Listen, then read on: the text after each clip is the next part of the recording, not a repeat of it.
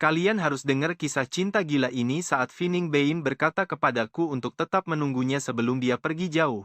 Jangan jatuh cinta pada orang lain. Aku mengangguk dan berjanji sambil tersenyum. Namun aku langsung memblokir semua kontakmu saat itu. Malam itu aku kembali ke kampung halaman untuk bertani. Sampai suatu hari, tim acara televisi memilih teras rumahku sebagai lokasi. Perhatikan ini, acara Idyllic Life menjadikan rumahku tempat syuting. Aktris terkenal Fining Bain muncul mengenakan topi jerami yang sangat cantik. Dia membuka pintu teras dan tersenyum manis ke arah kamera. Katanya, "Halo semuanya, inilah tempat di mana aku pernah tinggal dahulu." Aku sedang mencabut lobak di kebun saat itu. Aku mendongak dan tatapan kami bertemu. Matanya terasa dingin dan suasananya langsung menegang. Suasana mendadak gelap. Malam itu pencarian internet meledak. Heboh soal berita cinta masa kecil sang aktris pun tersebar sangat luas. Teman masa kecil rahasia sang aktris. Begitu judulnya. Dengan tangan gemetar, aku membuka pesan terakhir dari 5 tahun yang lalu. Pesan itu dari Baying Pin. Isinya memintaku menjelaskan semuanya. Kenapa di hari pertamaku kembali ke rumah, segalanya jadi serumit ini? Lebih baik kau menjelaskannya. Kenapa hari pertama kepulanganku jadi begini? Berita kembalinya Fining. Kulihat dari televisi di toko kelontong desa. Dari mana asal keluargamu? Aku melihat kembalinya Bing di televisi toko. Saat itu aku sedang makan es mambo dengan Pak Hang. Aku sedang makan es mambo sambil bermain catur. Pak Huang memicingkan mata. Suara pembawa berita itu terdengar sangat tajam dan berisik. Berita hiburan itu bisa menggemparkan seluruh desa. Kabar terbaru, sang ratu film internasional Bing resmi kembali hari ini ke tanah air. Aktris berbakat ini akhirnya pulang untuk mengembangkan karier. Dia adalah sosok luar biasa yang berhasil memenangkan penghargaan Ratu Film Internasional. Menjadi Ratu Film di usia 24 tahun saja, setiap gerakannya selalu menjadi pusat perhatian dunia. Tanganku gemetar saat melihatnya. Kembang api jatuh dari tanganku dan aku menendangnya. Orang tua itu terbatuk dan menyuruhku fokus pada permainan catur kami sekarang. Keahlian caturmu jauh di bawah kemampuan bertanimu. Aku hanya terpaku menatap televisi. Fining terlihat baru saja keluar dari jalur VIP bandara. Kacamata hitam menutupi sebagian wajahnya. Hanya terlihat garis dagu yang dingin dan jauh. Cahaya lampu kamera terus berkedip tanpa henti. Dia mengangguk pelan ke arah kamera untuk menyapa. Pak tua itu mengikuti pandanganku ke arah televisi. Katanya, gadis itu memang cantik, tapi sepertinya dia sulit digapai. Aku memalingkan wajah dan terus memakan es mambo yang mencair. Gigiku terasa linu karena suhu dinginnya. Aku tidak mengenalnya, ucapku pelan. Sangat membingungkan. Bagaimana mungkin penonton televisi sepertiku bisa mengaku kenal dengan bintang besar sepertinya? Nah, kalian pasti berpikir hal yang sama, dia terlalu cantik sampai mustahil digapai. Pak Hang pun hanya berdecak tanpa bertanya lagi. Dia fokus kembali pada papan catur, namun pikiranku melayang ke masa lalu. Hari saat Fining pergi ke luar negeri di musim panas. Matanya merah seperti kelinci sambil memegang erat lengan bajuku. Kukunya hampir menusuk kulitku. Suaranya terdengar parau dan penuh kesedihan saat itu. Dia berjanji akan pergi paling lama 2 tahun saja. Katanya, aku akan kembali setelah lulus. Kau tidak boleh mencintai orang lain. Kau tidak boleh melupakanku. Apa kau dengar? Apa yang aku katakan saat itu? Aku hanya bilang, mengerti, kau sangat berisik, masuklah. Cepatlah masuk agar tidak ketinggalan pesawat. Lalu aku melepaskan jari-jarinya satu persatu dan mendorongnya masuk ke area pemeriksaan keamanan. Dia menoleh ke belakang di setiap langkahnya. Air mata mulai mengalir deras. Aku tetap berdiri di sana sampai sosoknya hilang di keramaian. Setelah itu aku berbalik pergi. Di bandara, aku mengeluarkan ponsel dan langsung memblokir semua kontak WeChat, telepon, dan semua akses komunikasi. Aku pulang, mengemas koper sederhana, lalu membeli tiket kereta pulang. Aku melarikan diri ke kampung halaman malam itu, juga tanpa pamit. Tidak ada drama berdarah atau pertengkaran hebat. Aku hanya merasa semuanya harus berakhir di sini. Fining terlalu baik untuk orang sepertiku. Dia ibarat bintang yang ditakdirkan bersinar terang di langit tinggi. Sedangkan aku, Suyan, hanyalah orang biasa yang sangat membosankan dan sederhana. Impianku hanyalah mengurus ladang kecil di kampung halaman. Menanam buah, tidur di bawah pohon, dan makan ubi panggang saat musim dingin. Jalan hidup kami berbeda. Sejak dia diterima di sekolah film bergengsi dunia itu, kami sudah terpisah jauh. Dia berlari sangat kencang. Aku tetap diam di tempatku. Jarak di antara kami akan selalu bertambah jauh. Mengakhiri hubungan sekarang lebih baik daripada harus menderita lama. Dia baru saja akan lepas landas dan belum terbang terlalu jauh. Jadi kuputuskan untuk memutus benang ini demi kebaikan kami berdua. Selama 3 tahun di kampung, aku mengolah tanah dan merenovasi rumah tua. Terkadang aku menerima proyek desain online untuk menambah penghasilan. Hari-hariku sangat tenang seperti air kolam di depan rumah. Bahkan sebuah batu pun tidak akan bisa memicu gelombang besar di hidupku. Aku mengira hidupku akan terus tenang selamanya seperti ini. Sampai suatu pagi, Pak Kepala Desa tiba-tiba datang dan mengetuk pintu rumahku. Dia memberitahuku tentang syuting acara televisi itu. Ternyata takdir mempertemukan kami kembali dengan cara yang tak pernah kubayangkan dalam hidupku. Fining berdiri di sana dengan tatapan yang sulit diartikan. Jarak yang sudah kuciptakan selama 3 tahun seolah lenyap dalam 1 detik saja. Kenapa kau melakukan ini? Tanyanya dengan suara bergetar.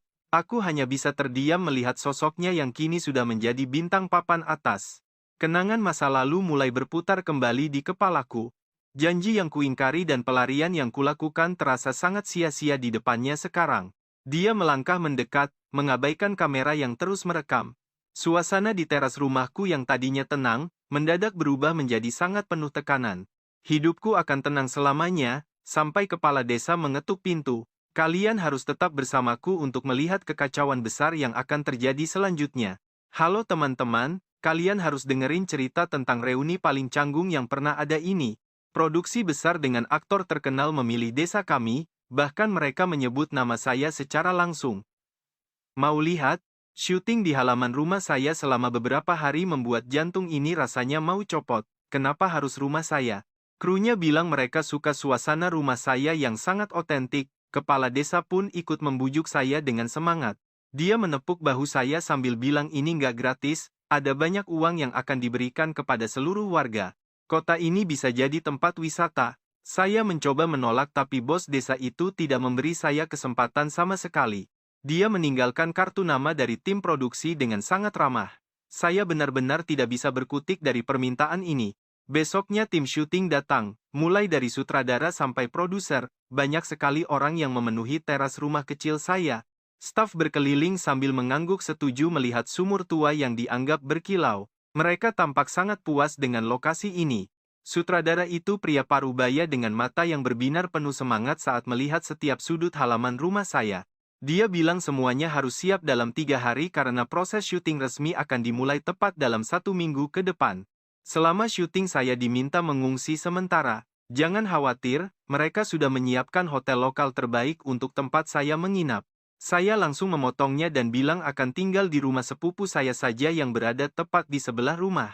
Lampu sorot mulai menyala. Saya berjongkok di atap rumah sepupu sambil melihat kerumunan orang yang sibuk di bawah sana. Nah, di sini semuanya mulai terasa tidak nyata. Sutradara memberikan daftar tamu undangan yang akan hadir nanti. Dia meminta saya memahami prosesnya tanpa perlu muncul di depan kamera. Saya pun mulai membaca selembar kertas di tangan.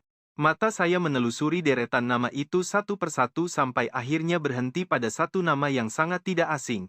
Jari saya mencengkeram kertas itu sampai buku jari memutih. Tiba-tiba suara saya sendiri terdengar gemetar saat bertanya tentangnya. Oh, itu Ningpin, tamu bintang paling penting musim ini. Mendengar namanya saja sudah membuat seluruh tubuh saya terasa kaku. Bibir saya gemetar tanpa kata. Sudah 3 tahun saya bersembunyi, ternyata dunia tidak membiarkan saya tenang begitu saja. Meski dipisahkan gunung dan laut, ternyata takdir malah mendaratkan dia tepat di halaman rumah saya sendiri secara tiba-tiba. Kalian pasti mikir hal yang sama kayak aku kan? Kok bisa dunia sesempit ini? Rasanya ingin kabur lagi. Melihat jejak masa kecil di halaman ini membuat saya lelah. Saya bisa lari dari orangnya tapi tidak dari tempatnya. Kampung halaman saya di sini, mau lari kemana lagi? Apapun yang terjadi besok, biarlah terjadi sesuai kehendak takdir. Rekaman resmi dimulai keesokan harinya. Paman kedua menyeret saya bangun pagi-pagi sekali untuk pergi keluar dari rumah. Pakai topi jerami ini dan jangan dekat-dekat lokasi syuting agar tidak terekam kamera secara tidak sengaja, kata paman. Saya membawa cangkul dan berjalan perlahan menuju kebun buah di seberang kota dengan perasaan yang benar-benar sangat kacau.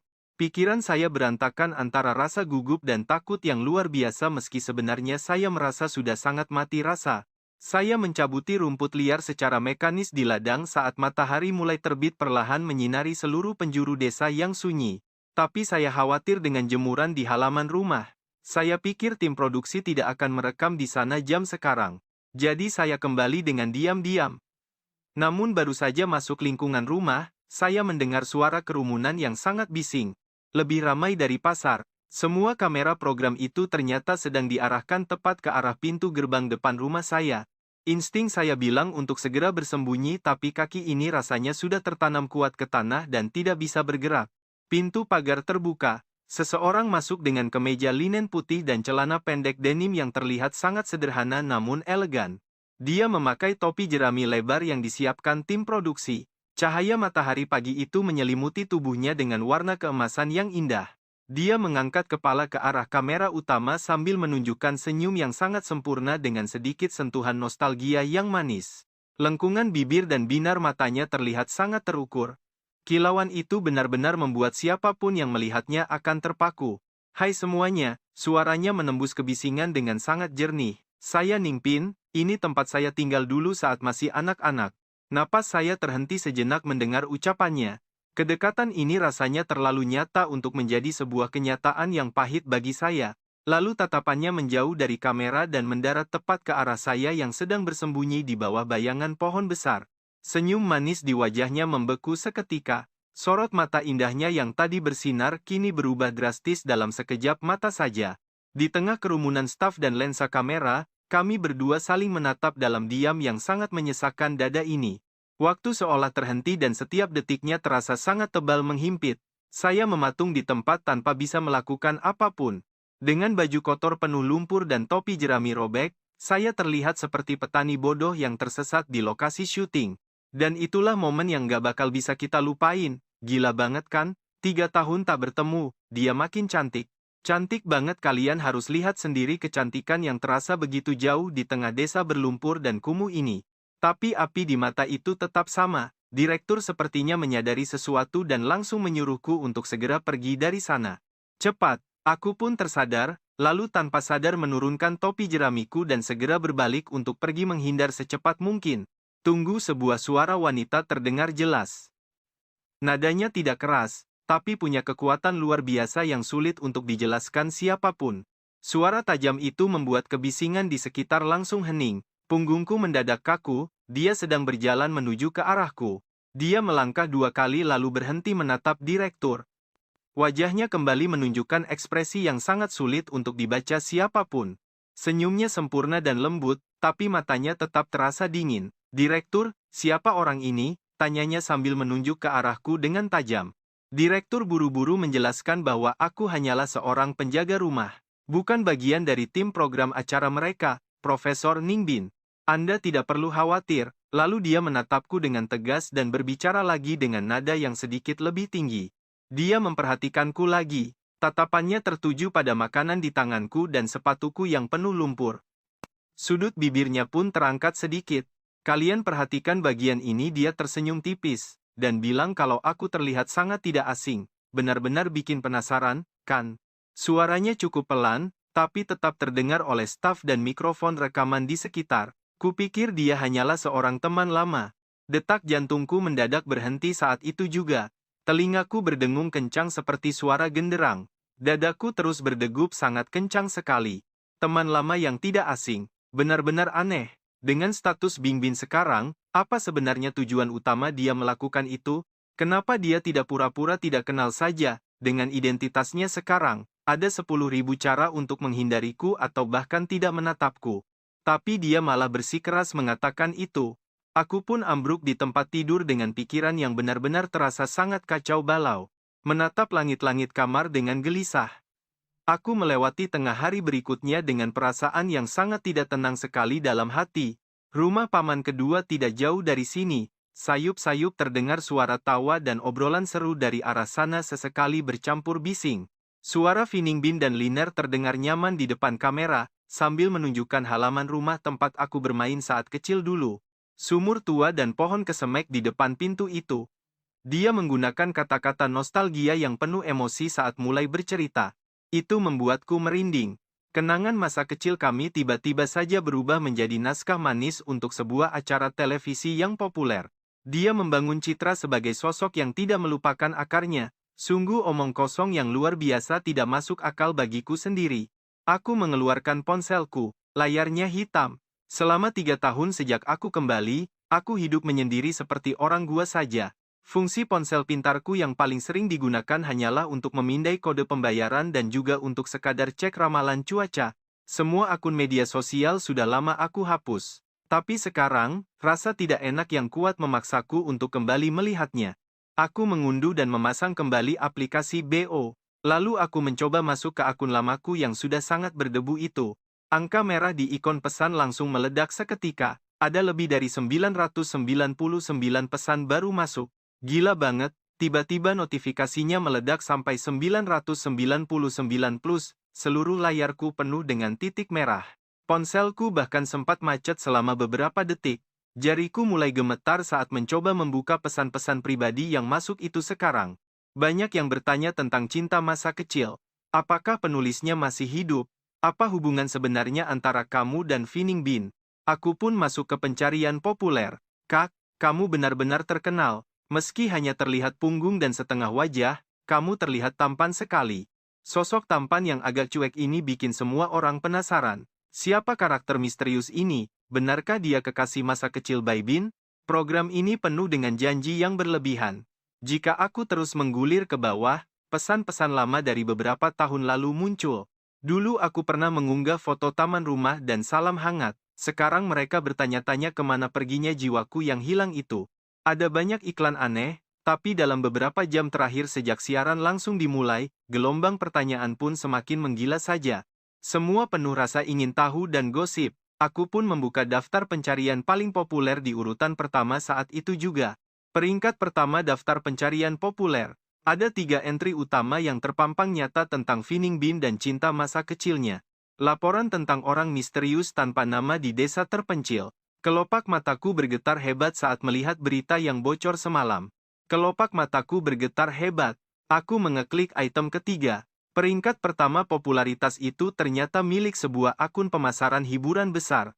Mereka telah mengunggah beberapa tangkapan layar dari siaran langsung tersebut. Terlihat foto Feeling Bean secara utuh saat berdiri santai. Terlihat foto Bing Bin secara utuh saat dia sedang berdiri santai di teras rumahku yang sederhana ini bersama tim program. Foto lainnya memperlihatkanku yang sedang membawa cangkul dan ember sambil memakai topi jerami, tampak sedang berbalik dengan terburu-buru sekali.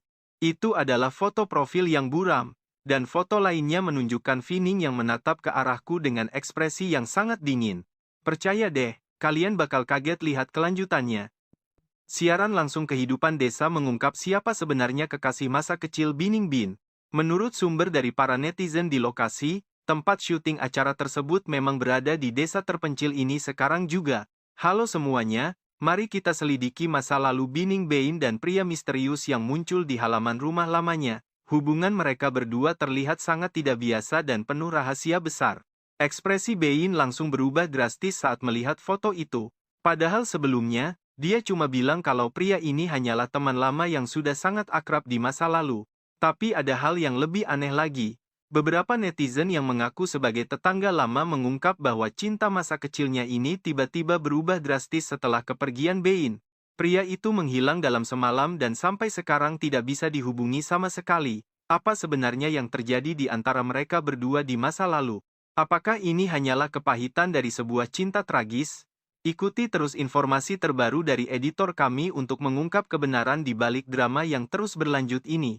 Kolom komentar pun langsung meledak dengan berbagai spekulasi. Ya ampun, sepertinya kisah dalam novel benar-benar menjadi kenyataan di dunia nyata selebriti papan atas ini. Sang bintang wanita top dan cinta masa kecilnya yang sekarang menjadi buronan. Benarkah profil pria ini terlihat begitu luar biasa meski wajahnya terlihat sedikit berantakan? Banyak yang bilang auranya sangat kuat dan tak terkendali. Tapi poin utamanya adalah memahami mengapa dia harus melarikan diri tepat saat Feeling Bean pergi ke luar negeri.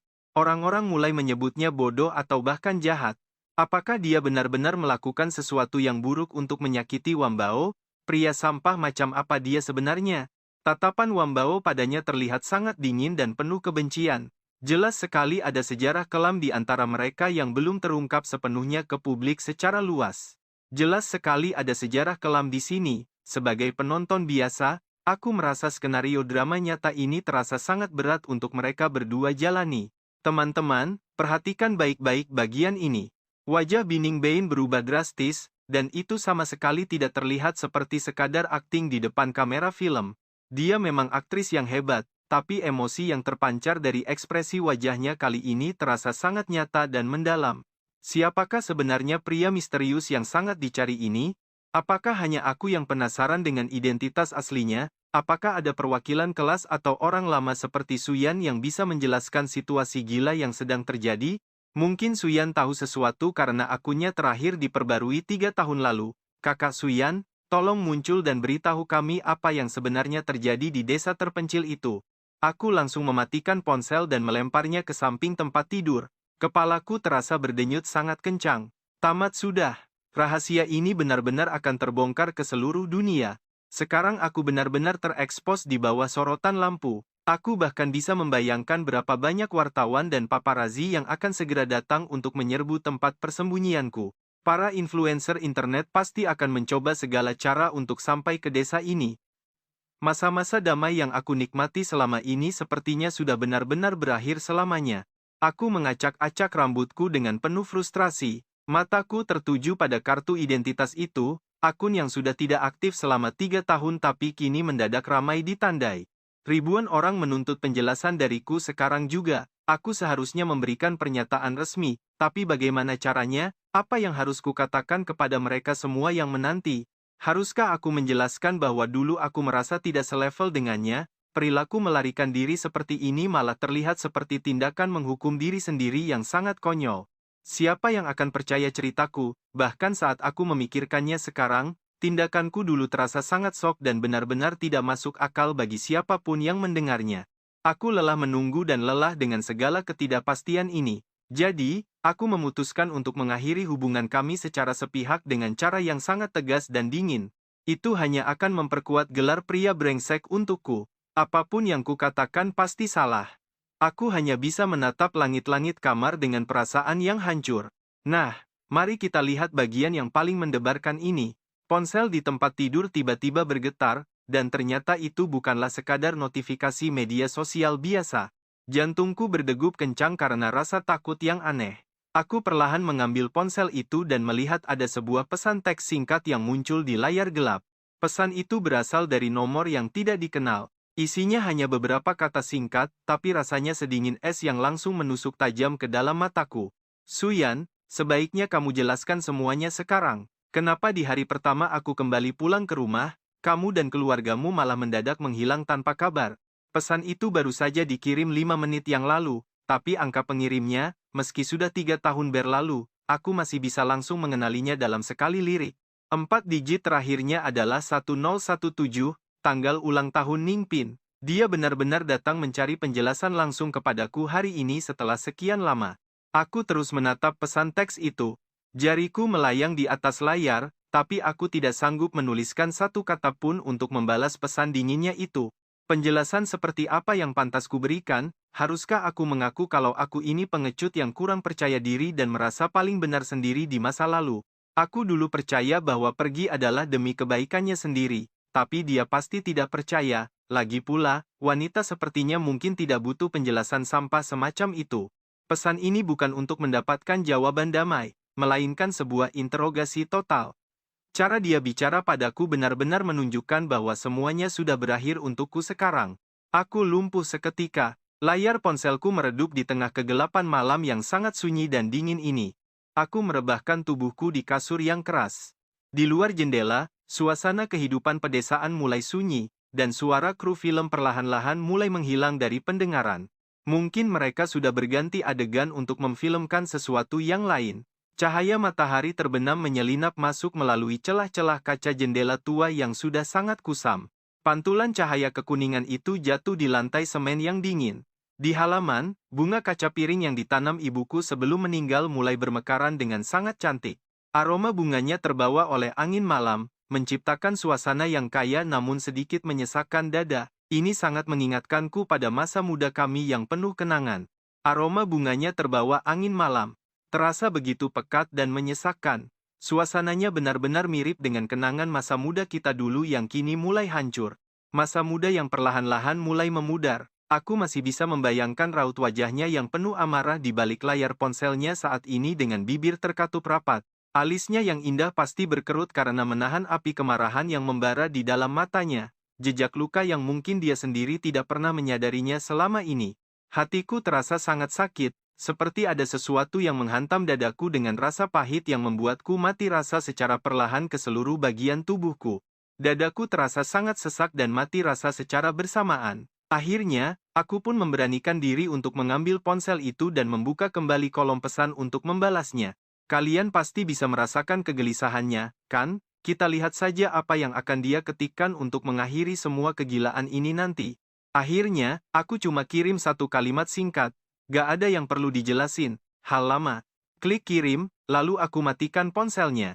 Oke, kalian harus dengar ini. Aku buru-buru sembunyiin ponsel di balik bantal. Seolah itu bisa ngilangin semua rasa tertekan ini.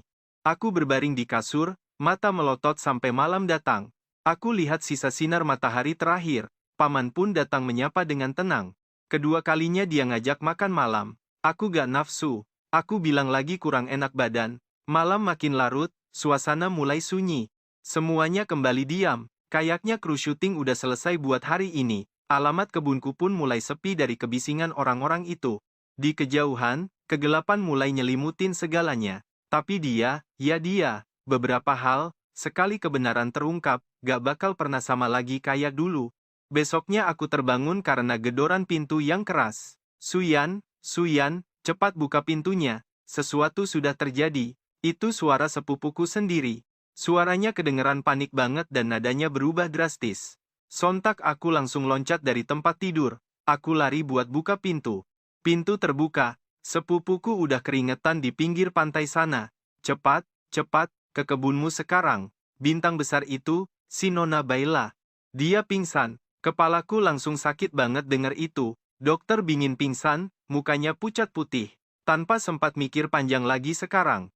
Aku langsung pakai kaos seadanya dan lari cuma pakai sandal. Suasana kota terasa aneh banget gara-gara kejadian yang mendadak ini. Besoknya udara terasa lembab. Tapi aku keringetan seharian. Banyak orang ngumpul di luar teras rumahku. Ada kru program dan orang desa. Warga desa pada nonton. Acaranya benar-benar kacau balau. Sutradara sama produser mondar-mandir karena panik banget ngadepin situasi ini. Nah, disinilah ketegangannya dimulai. Seorang dokter jongkok di tengah halaman. Aku coba nerobos kerumunan itu buat masuk ke dalam. Fining Bin tergeletak dekat meja batu di bawah pohon akasia tua. Itu tempat aku santai kemarin sore. Pemandangannya benar-benar bikin sesak. Wajahnya pucat pasi dan matanya tertutup rapat. Keringat dingin keluar di dahinya, bibirnya juga gak ada warnanya sama sekali. Dia menderita.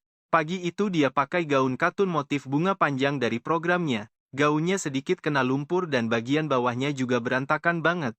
Tangannya masih genggam sesuatu dengan sangat kuat. Sebuah kotak kaleng tua. Benda itu digenggam seolah-olah gak mau dilepas sama sekali. Pinggiran yang karatan itu terasa sangat familiar bagiku. Kotak itu tempat dia nyimpen harta karun waktu kecil dulu. Dia simpan di dinding. Di bawah kasur kamarku. Bahkan orang tuaku gak ada yang tahu gimana dia bisa nemuin itu dan malah sampai pingsan di sini. Apa yang terjadi? Suaraku kedengeran tegang banget. Sutradara natap aku kayak nemuin penyelamat hidup. Tuan Su, untung banget kamu sudah sampai. Guru Ninpin bilang dia mau jalan-jalan sendirian pagi tadi. Katanya mau cari memori masa kecil, dia gak mau kru ikut rekam kegiatannya. Jadi kami gak terlalu anggap serius permintaannya. Tapi siapa sangka setelah lewat 30 menit dia malah gak balik-balik ke lokasi. Asistennya pergi nyari dan nemuin dia pingsan di sini sambil pegang kotak kaleng itu. Sutradara nunjuk ke arah kotak di tangannya itu. Dokter yang nemenin dia itu perempuan paruh baya. Dia dongak dan bilang cepat, diagnosa awal kemungkinan besar ini adalah hipoglikemia. Selain karena emosinya yang lagi gak stabil, sebenarnya gak ada masalah serius. Tadi dia sudah dikasih asupan gula buat bantu pemulihannya. Dia butuh istirahat dan ketenangan, tapi kesadarannya belum balik sepenuhnya. Masalahnya, dia masih genggam kotak itu terlalu kencang buat kita ambil. Kotaknya gak bisa dilepas. Emosinya benar-benar lagi bergejolak. Aku lihat wajah pucat Fining Bin yang masih aja terus genggam kotak besi itu. Kalian ngerasain kan? Rasa sakit di hatiku makin dalam lihat dia kayak gitu. Biar aku yang coba bantu dia ngelepasin genggamannya. Aku mendekat terus jongkok di sampingnya. Tiba-tiba suasana di sekitar kami jadi sunyi senyap. Semua orang langsung diam, seketika memperhatikan aksiku. Semua mata tertuju padaku dengan rasa penasaran dan gugup. Aku gak peduliin mereka. Aku ulurkan tanganku dan sentuh punggung tangannya pelan. Aku sentuh punggung tangannya yang lagi genggam kotak besi itu. Rasanya dingin banget dan bergetar sedikit. Nuning, panggilku dengan sangat pelan. Aku bisikin nama yang udah 3 tahun gak pernah ku sebut. Lepasin ya, Nuning. Dia bereaksi, dan alisnya kelihatan makin berkerut dalam tidurnya. Aku tarik napas panjang dan pakai tangan satunya lagi. Pelan-pelan aku lepasin jari-jarinya satu persatu dengan hati-hati, kayak porselen mahal. Mungkin dia ngerasain sentuhan yang familiar atau dengar suaraku tadi. Jari-jarinya perlahan mulai terbuka dan gak lagi genggam kotak itu dengan kuat. Kotak besi itu jatuh ke tanganku yang terasa berat. Dan tepat saat itu juga, bulu mata lebat Bining Bin gemetar lalu matanya terbuka. Tepat saat itu juga, bulu mata lebat Bining Bin bergetar lalu matanya terbuka perlahan. Menatap dengan tatapan yang sedikit hampa dan bingung. Dia kelihatan linglung selama beberapa detik. Tatapannya kosong, tapi dengan cepat dia fokus dan natap wajahku yang lagi liatin dia diam. Gak ada kemarahan atau rasa dingin, cuma kerentanan yang kosong tanpa topeng. Tapi momen langka itu cuma bertahan satu kejap mata saja. Cangkang keras dan berduri yang biasa dia pakai langsung nutupin dirinya lagi. Dia berusaha ngejauh dan coba buat bangun dari posisinya sekarang. Jangan gerak dulu, dokter langsung nahan dia dengan cepat. Istirahat dulu sebentar. Gimana perasaanmu sekarang? Apa kepalamu masih terasa pusing? Aku baik-baik saja. Suara Bin kedengeran serak tapi dia tetap tenang. Tatapannya nembus kerumunan orang yang lagi merhatiin dia dengan cemas. Matanya akhirnya berhenti tepat di kotak besi yang aku pegang. Dia terdiam sejenak, lalu dengan cepat memalingkan wajahnya ke arah lain. Maaf ya sudah bikin kalian repot. Kayaknya ini cuma masalah gula darah rendah. Ini penyakit lama kok, katanya ke sutradara dan kru. Dia bilang gitu ke kru syuting dengan nada tenangnya, meski wajahnya pucat. Dan kalian tahu, cerita kita baru dimulai. Sutradara pun terdiam. Kalian harus siap, rahasia besar akan terbongkar. Fining menarik napas lega dan meyakinkan semua orang bahwa dia baik-baik saja, sehingga syuting pun diatur ulang. Kerumunan mulai bubar, menyisakan staf inti. Dia berbaring di kursi panjang yang nyaman di samping sana. Bagi asisten medis, Fining tampak tenang dengan mata tertutup. Cahaya matahari hangat masuk menembus celah daun. Pohon akasia menyisakan bintik cahaya di wajahnya. Sementara itu, aku berdiri mematung sambil memegang sebuah kotak besi tua. Aku bingung harus pergi atau tinggal. Suyan, panggilnya tiba-tiba tanpa membuka mata. Apa yang kamu bawa itu? Itu milikku, katanya pelan. Aku panik dan menunduk melihat kotak besi yang kupegang. Ini kotak kenangan masa kecilku. Bagaimana bisa ini jadi milikmu? Isinya adalah benda yang aku sembunyikan sejak kecil. Aku mencoba menjelaskan semuanya. Tapi dia memotong kalimatku. Fining membuka matanya, menatapku dengan sorot tenang namun terasa sangat kuat dan tidak terbantahkan. Isinya kelereng, kartu, botol air, dan batu kecil. Benar kan? Aku mendadak tidak bisa berkata-kata sama sekali. Bagaimana dia bisa tahu sejelas itu? Dia seolah membaca pikiranku, dan sudut bibirnya sedikit berkedut seperti menahan sesuatu. Seperti sebuah candaan, karena dialah yang menaruh itu di sana. Aku benar-benar terpaku saat dia mencoba untuk bangun. Dokter ingin membantu, tapi dia melambaikan tangan dengan lembut. Dia berdiri perlahan sambil bertumpu pada sandaran lengan kursi. Meski tubuhnya masih gemetar, dia mendekatiku dan mengulurkan tangan. Dia mengambil kotak besi tua itu langsung dari genggamanku.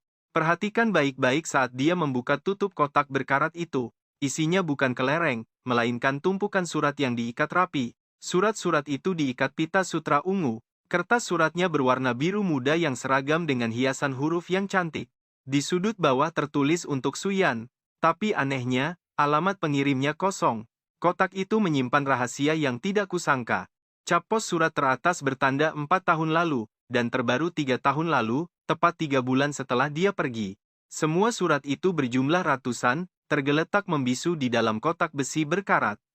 Hatiku terasa seperti terpaku ke tanah. Darahku serasa berhenti mengalir, rasanya seperti dihantam benda tumpul tepat di kepala, lalu semuanya menjadi sunyi seketika. Dia menulis begitu banyak surat untukku, tapi aku tidak pernah menerima satu pun. Aku bahkan tidak tahu surat ini ada. Fining mengambil satu surat dan mengelus pinggirannya yang mulai menguning. Dia menatapku dengan sorot mata yang sangat dalam. Di matanya, terpancar kebingungan dan keterkejutanku yang nyata. Dia mulai bercerita tentang masa awal dia pergi ke luar negeri. Bulan pertama dia menulis 2 surat seminggu, lalu menjadi 1 surat seminggu, dan akhirnya 1 surat dalam sebulan. Suaranya terdengar sangat datar dan tenang, seolah sedang menceritakan kisah orang lain. Dia terus menulis selama 1 tahun. Aku selalu mengirimnya ke alamat yang sama, katanya pelan. Tatapannya menyapu halaman kecil tempat kami tumbuh besar bersama. Sepertinya kita semua telah tersesat. Tidak ada balasan darimu. Dia pun tersenyum tipis. Senyuman yang terasa sangat dingin. Coba kalian bayangkan perasaannya sekarang. Dia bertanya apakah kurirnya yang tidak becus atau aku yang memang sengaja menghindar. Mulutku terasa kaku dan tenggorokan tersumbat, tidak mampu bersuara. Ternyata kesombonganku telah memutus komunikasi dengan cara yang menyakitkan. Aku pikir dia sudah hilang dari duniaku, tapi ternyata dia sudah berusaha sekuat tenaga melalui surat-surat lama itu. Dia mencoba lagi, dan aku tidak tahu apa-apa sama sekali, bahkan di lubuk hatiku yang terdalam. Mungkin aku pernah menyalahkannya karena menganggap dia melupakanku. Penyesalan yang datang terlambat kini mulai menghantam diriku sendiri. Rasanya seperti diterjang tsunami. Aku pun mendengar suaraku sendiri yang terdengar sangat kering. Aku tidak tahu rumah itu kosong. Aku pikir kotak ini sudah lama hilang. Fining tertawa kecil dengan lembut, matanya terus mengawasiku dengan sangat tajam. Jadi bukan karena kamu takut menerima sesuatu, kenapa kamu malah pindah terburu-buru dalam semalam seolah sedang melarikan diri? Dia menekankan kata melarikan diri dengan jelas. Aku tidak melarikan diri, jawabku refleks dengan nada suara yang meninggi. Aku hanya merasakannya, tapi tidak bisa melanjutkan kata-kataku. Mustahil menjelaskan kalau aku merasa tidak cukup baik untukmu. Aku merasa harus membiarkanmu pergi dan terbang tinggi. Tapi sekarang, alasan itu terdengar seperti omong kosong yang konyol. Apa yang sebenarnya kamu rasakan? Ningbin mendesakku, melangkah semakin dekat seperti bayangan dari masa lalu yang hadir.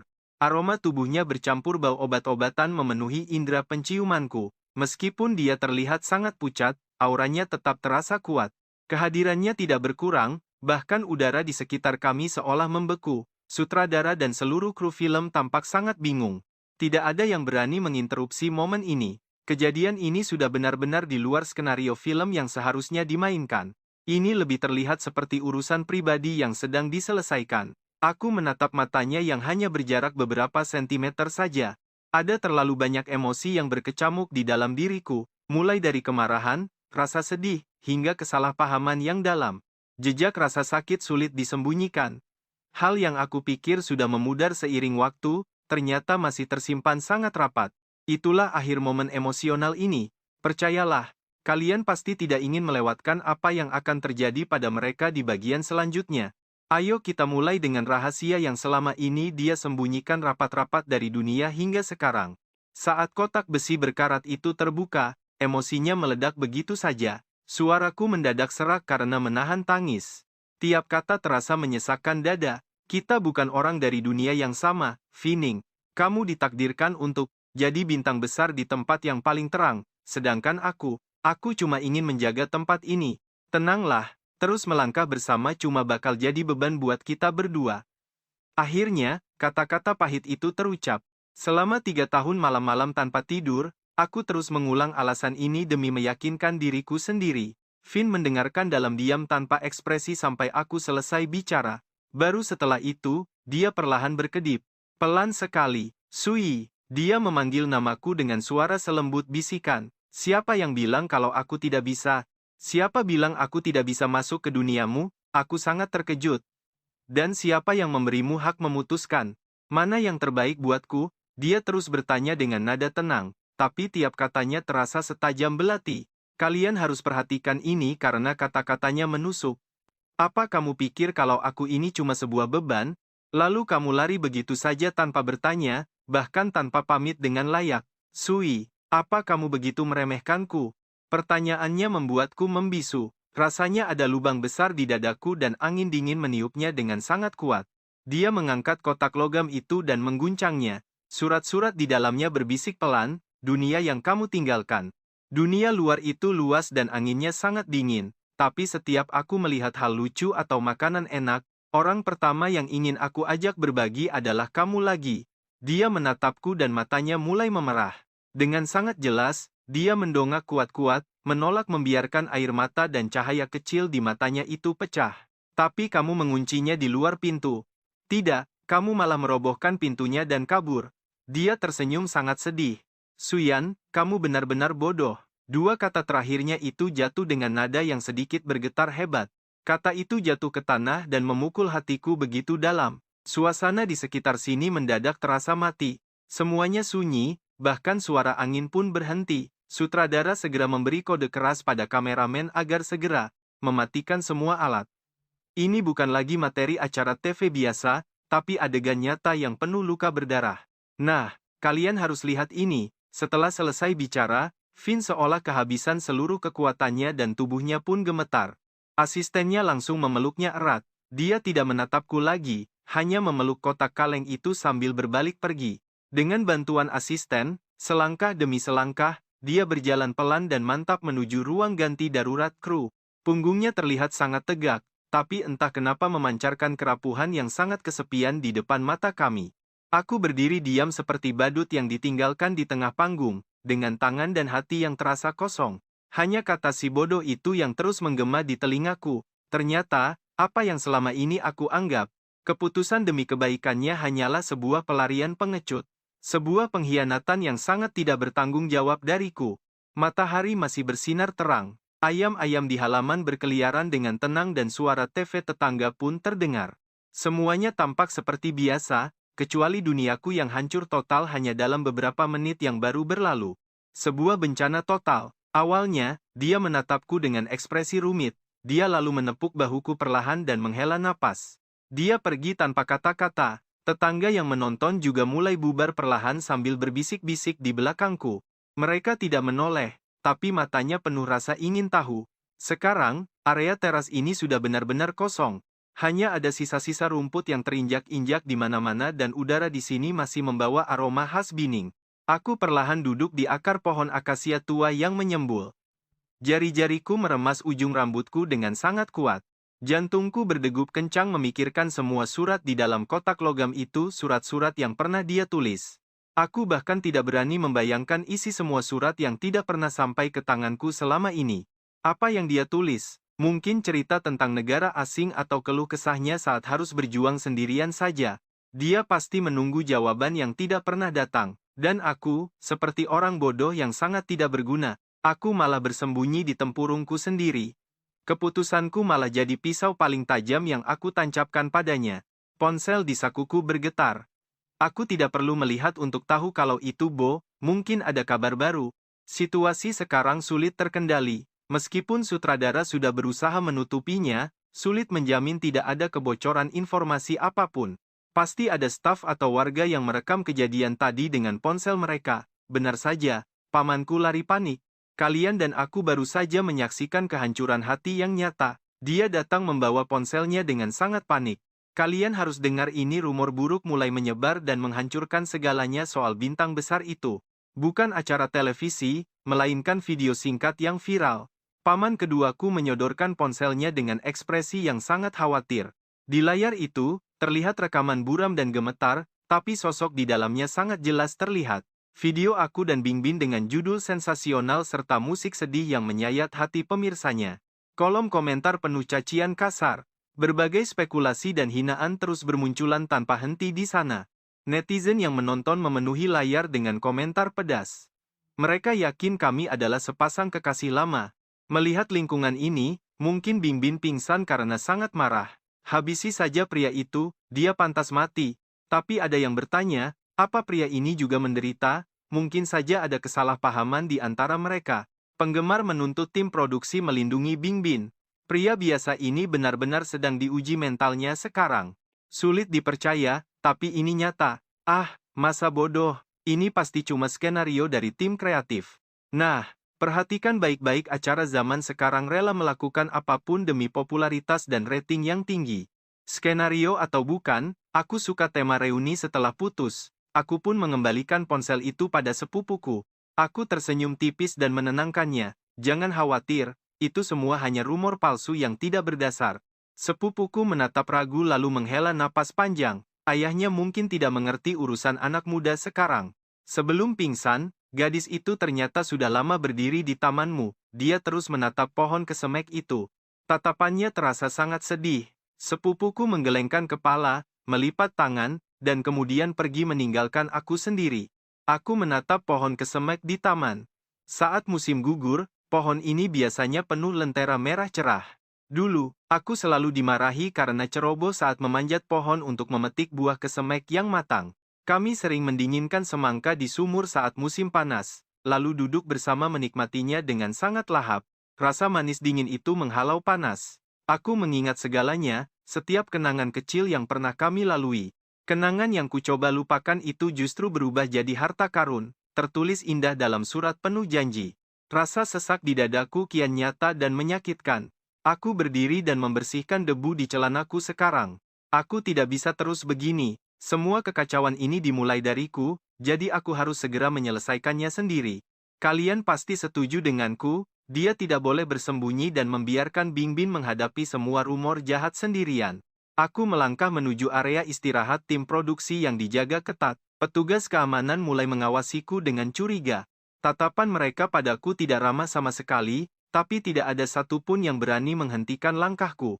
Pintu karavan Bingbin tertutup rapat. Seorang asisten wanita berambut pendek berdiri di luar sambil memegang ponsel. Dia berbicara dengan nada rendah dan dahi berkerut.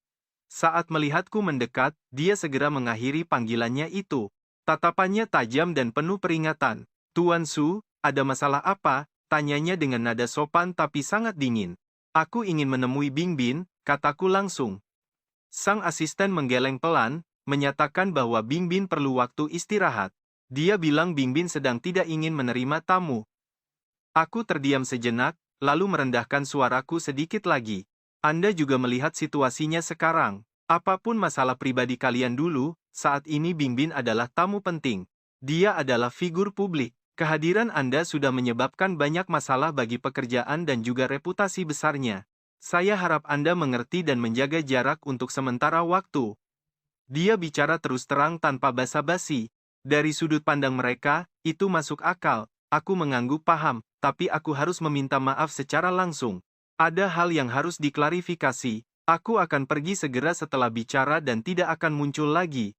Aku tidak akan mengganggu waktu istirahatnya atau muncul di area syuting lagi setelah urusan ini selesai. Asisten itu tampak ragu dan tidak percaya penjelasanku. Dia jelas ingin menjauhkan aku dari Bingbin selamanya. Tiba-tiba, pintu karavan terbuka dan Bingbin muncul di ambang pintu, menatap kami berdua dengan wajah lelah. Dia sudah mengganti gaunnya dengan kaos katun putih polos dan celana olahraga panjang berwarna abu-abu muda.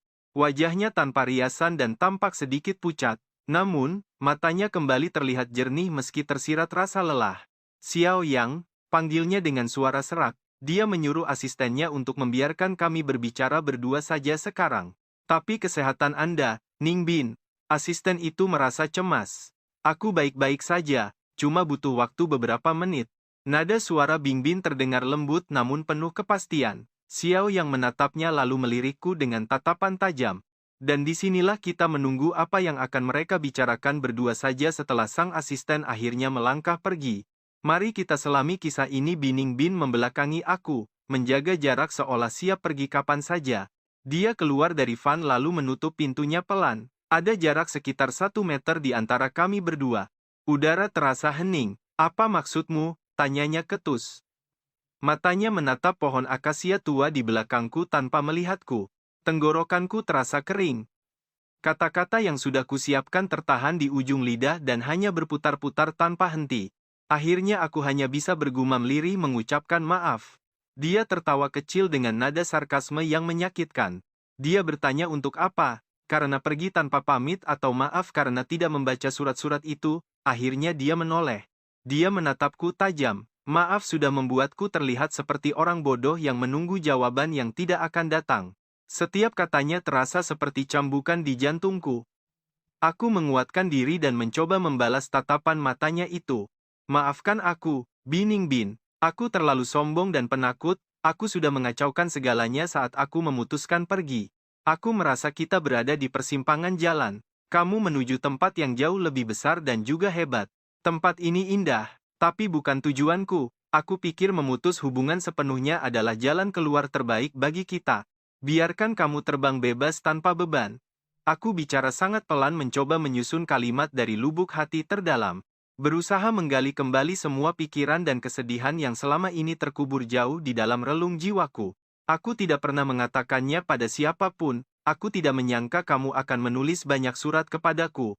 Apalagi surat-surat itu disimpan orang tuaku di kotak tua yang aku kira sudah hilang bersama tumpukan sampah lainnya.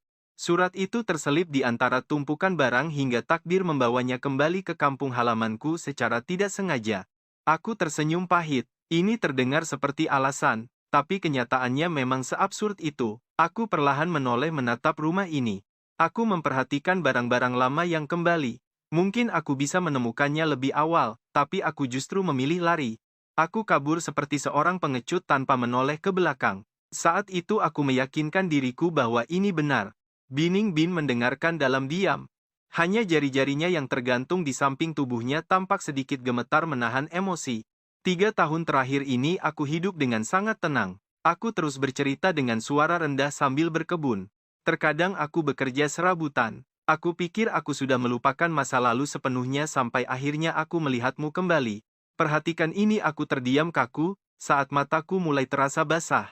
Aku sadar bahwa aku belum melupakan apapun. Aku hanya menguburnya sangat dalam dan menipu diriku sendiri.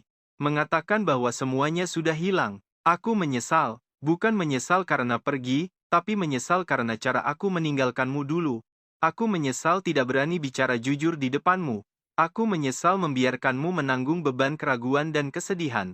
Setelah mengatakan semuanya, aku merasa kekuatanku terkuras habis. Aku terdiam kaku menunggu keputusan atau penghakiman darinya. Cahaya matahari menembus dedaunan, menciptakan bayangan bintik-bintik di antara posisi kami berdua saat ini. Di kejauhan, terdengar sayup-sayup suara kru televisi yang sedang menyiapkan peralatan mereka untuk memulai proses syuting kembali. Waktu terasa melambat. Aku pikir dia tidak akan bicara lagi. Lalu, dengan suara lembut, dia mengucapkan satu kalimat. Kalian pasti merasa sesak juga kan? Dia bilang, Suyan, kamu masih saja sombong dan selalu mengambil keputusan sepihak. Kamu pikir kamu melakukan itu demi aku, dan kamu mengakhiri hubungan kita tanpa pernah bertanya sedikit pun padaku. Kamu pikir tidak pantas untukku, lalu bersembunyi di sini. Matanya sangat jernih memperlihatkan wajahku yang sangat pucat. Pernahkah kamu bertanya apa yang sebenarnya aku inginkan? Aku terdiam. Keinginanku sebenarnya sangat sederhana sejak dulu. Dia melangkah maju memperpendek jarak di antara kami. Aku bahkan bisa melihat embun yang belum kering di bulu matanya. Aku tidak pernah ingin berdiri sendirian di tempat yang paling terang sekalipun. Hal yang aku inginkan hanyalah kamu. Tidak peduli seberapa tinggi aku terbang atau seberapa jauh aku melangkah, saat aku menoleh, aku hanya ingin ada seseorang yang menungguku. Aku tidak butuh segalanya menjadi luar biasa.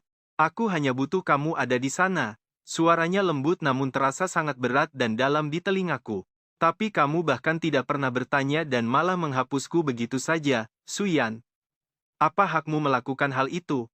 Hatiku terasa seperti diremas kekuatan yang tak terlihat, sangat menyakitkan hingga aku tidak mampu lagi mengeluarkan suara sedikit pun. Dia memalingkan wajah dari surat-surat itu dan menatap ladang. Suaranya mulai mengecil saat dia mulai bercerita kembali. Awalnya surat itu berisi keluhan. Keluhan tentang makanan yang buruk, kendala bahasa, hingga rasa rindu yang sangat menyiksa. Lalu dia mulai berbagi cerita tentang kesuksesan proyeknya dan momen saat dia naik ke atas panggung penghargaan. Dia berbagi rasa frustrasinya karena media yang menyebalkan, hingga akhirnya surat itu berubah menjadi rentetan pertanyaan cemas. Dia bertanya mengapa aku tidak membalasnya, apakah dia melakukan kesalahan, itulah kenyataan pahit yang harus kita saksikan bersama dalam cerita ini. Suara itu terdengar sangat tenang. Dalam surat terakhirku, aku menulis, Suyan, jika kau benar-benar tidak ingin tahu apapun tentangku, setidaknya katakanlah secara langsung. Jangan biarkan aku terus bicara omong kosong. Dia menoleh dengan mata merah yang mulai berkaca-kaca, dan akhirnya air mata itu pun jatuh. Butiran itu jatuh membasahi pipinya yang pucat. Kau bahkan tidak memberiku kesempatan itu. Aku melihat wajahnya yang basah dan merasa jantungku seolah direnggut paksa. Rasanya sangat menyakitkan sampai aku ingin meringkuk menahan pedih. Aku tidak pernah menyadari hal ini dengan begitu jelas sebelumnya. Keputusannya saat itu, yang dia anggap demi kebaikannya sendiri, ternyata sangat bodoh dan juga kejam. Aku benar-benar minta maaf. Selain 3 kata maaf yang terasa hampa dan tidak berdaya itu, aku tidak bisa mengatakan apa-apa lagi. Piningbin mengangkat tangan dan mengusap wajahnya. Dia menghapus air matanya dengan kasar, seolah ingin melenyapkan segala jejak kelemahannya. Piningbin, permintaan maafmu itu, sudah aku terima. Dia menatapku kembali. Matanya kini telah mendapatkan kembali tatapan dingin dan jarak yang dulu pernah ada, namun di dalamnya terasa berbeda. Sesuatu yang sudah hancur akan tetap menjadi puing-puing. Dia berkata bahwa permintaan maaf saja tidak cukup untuk menghapus segalanya. Seolah-olah tidak ada hal besar yang terjadi. Dia berhenti bicara padaku. Dia membuang muka, dan berjalan pergi menuju rumah mobilnya. Piningbin. Aku menghentikannya tanpa sadar. Langkahnya terhenti seketika, namun dia tetap diam dan sama sekali tidak mau menoleh ke arahku. Nah, perhatikan baik-baik momen ini. Surat-surat itu membuatnya merasa sangat sesak. Apa kau memberikan itu agar aku bisa melihat semuanya? Aku sudah membuang semuanya, jawabnya dengan nada suara yang sangat damai. Pagi ini, awalnya aku berniat mencari tempat untuk membakar surat itu. Hal itu hanya akan merusak suasana hati. Pungkasnya, dia segera membuka pintu mobil dan masuk ke dalam tanpa keraguan sedikit pun. Pintu mobil itu tertutup perlahan tepat di depanku, menciptakan sekat yang memisahkan 2 dunia berbeda antara bagian dalam dan luar. Aku hanya bisa berdiri terpaku menatap pintu mobil yang tertutup, melihat bayangan wajahku yang tampak kuyu terpantul di kaca jendela mobil itu. Mungkin memang lebih baik begini. Penantian dan kekecewaan yang telah tertimbun selama 1 tahun penuh akhirnya kembali dalam keheningan yang sunyi. Seharusnya aku tidak melihat semua itu lagi sejak awal. Kesalahan yang telah terjadi biarlah berlalu menjadi bagian dari masa lalu yang kelam. Retakan itu memang ada. Sesuatu yang rusak mungkin bisa diganti, tapi bekasnya akan selalu menetap di sana selamanya tanpa peduli apapun. Kalian tahu, tidak semua orang yang pergi punya hak untuk kembali. Matahari masih menyengat, membakar kulitku, namun hatiku terasa sangat hampa. Di lubuk hati yang paling dalam, rasanya ada sesuatu yang direnggut paksa. Seperti ruangan kosong yang hanya diisi oleh hembusan angin dingin. Aku berbalik perlahan meninggalkan area kemah itu. Langkah demi langkah, aku berjalan pulang menuju rumah tuaku yang sudah mulai tampak reyot. Setidaknya rumah ini masih bisa memberiku kedamaian. Kenangan pahit ini terasa seperti 2 garis yang sempat bersinggungan namun kini mulai menjauh. Kalian bisa merasakannya juga kan? Garis itu sekarang bergerak menjauh dengan sangat cepat tanpa ada tanda akan bertemu kembali di masa depan. Tim produksi mulai mengubah strategi syuting mereka. Piningbin mengaku sedang merasa kurang sehat dan membutuhkan banyak waktu untuk beristirahat total. Proses syuting di luar ruangan pun akhirnya ditunda. Sebagian besar waktunya hanya dihabiskan di dalam rumah mobil atau di pusat kota saja. Kamera kini lebih sering menyoroti tamu-tamu lain dan pemandangan desa. Ruang istirahat darurat di sana mulai terasa sangat sepi dan terabaikan. Teras rumahku seolah telah menjadi sebuah topik yang tabu. Tim produksi terlihat sangat berusaha keras untuk menghindari subjek pembicaraan tersebut. Tamu-tamu lain dan para penduduk kota sempat membicarakan hubunganku dengan Piningbin dengan penuh semangat selama beberapa hari terakhir ini. Namun karena tidak ada lagi berita sensasional yang baru, suasana perlahan mulai mendingin. Itulah kenyataan pahit di era internet sekarang ini. Topik yang hangat bisa datang dan pergi dalam sekejap mata. Tren baru akan selalu muncul menggantikan cerita lama yang mulai membosankan. Hanya ada beberapa pengunjung penasaran yang sesekali meninggalkan pesan di bawah akunku, bertanya-tanya tentang kelanjutan drama yang sebenarnya terjadi. Karena tidak mendapatkan reaksi apapun, mereka pun akhirnya pergi. Hidupku kembali ke jalur semula, terasa tenang dan membosankan setiap harinya. Tapi aku sadar bahwa segalanya sudah berbeda sekarang. Aku bahkan tidak berani lagi pergi ke kios desa hanya untuk menonton televisi. Aku takut berita tentang mereka muncul secara tiba-tiba di ponselku. Nomor yang berakhiran 1017 itu tidak pernah mengirim pesan lagi. Kotak kaleng dan surat yang belum dibuka itu terasa seperti ilusi semata, muncul secara mendadak lalu menghilang tanpa jejak secara total. Seperti hari-hari biasanya, aku pergi ke ladang untuk mencabut rumput, menyiram tanaman dan memperhatikan pertumbuhan bibit kecil itu setiap harinya. Namun hatiku selalu merasa ada sesuatu yang kurang dan hampa. Melakukan apapun rasanya tidak bisa membangkitkan semangat hidupku lagi saat ini. Paman keduaku terkadang menatapku dengan tatapan ragu. Dia akhirnya hanya bisa menggelengkan kepala sambil menyodorkan sebatang rokok ke arahku. Aku sebenarnya tidak merokok, tapi aku tetap mengambilnya. Aku hanya memegangnya di antara jari-jariku sambil memperhatikan asapnya memudar perlahan. Sesekali aku tidak sengaja berpapasan dengan Biningbin setelah dia bekerja. Dia hanya mengenakan sweater sederhana, celana jeans, dan juga topi. Dengan masker dan didampingi asistennya, dia berjalan pelan di jalanan desa. Bayangan tubuhnya tampak memanjang, dan terlihat sangat kurus serta kesepian. Kami bahkan tidak saling menyapa satu sama lain. Kami hanya bertukar pandang sekilas layaknya dua orang asing yang tidak pernah saling mengenal. Dua kehidupan yang tidak berhubungan namun sempat bersilangan secara paksa.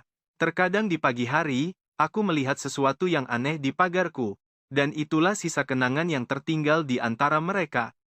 Terkadang ada sekotak kue mewah atau buku-buku baru yang diletakkan secara diam-diam.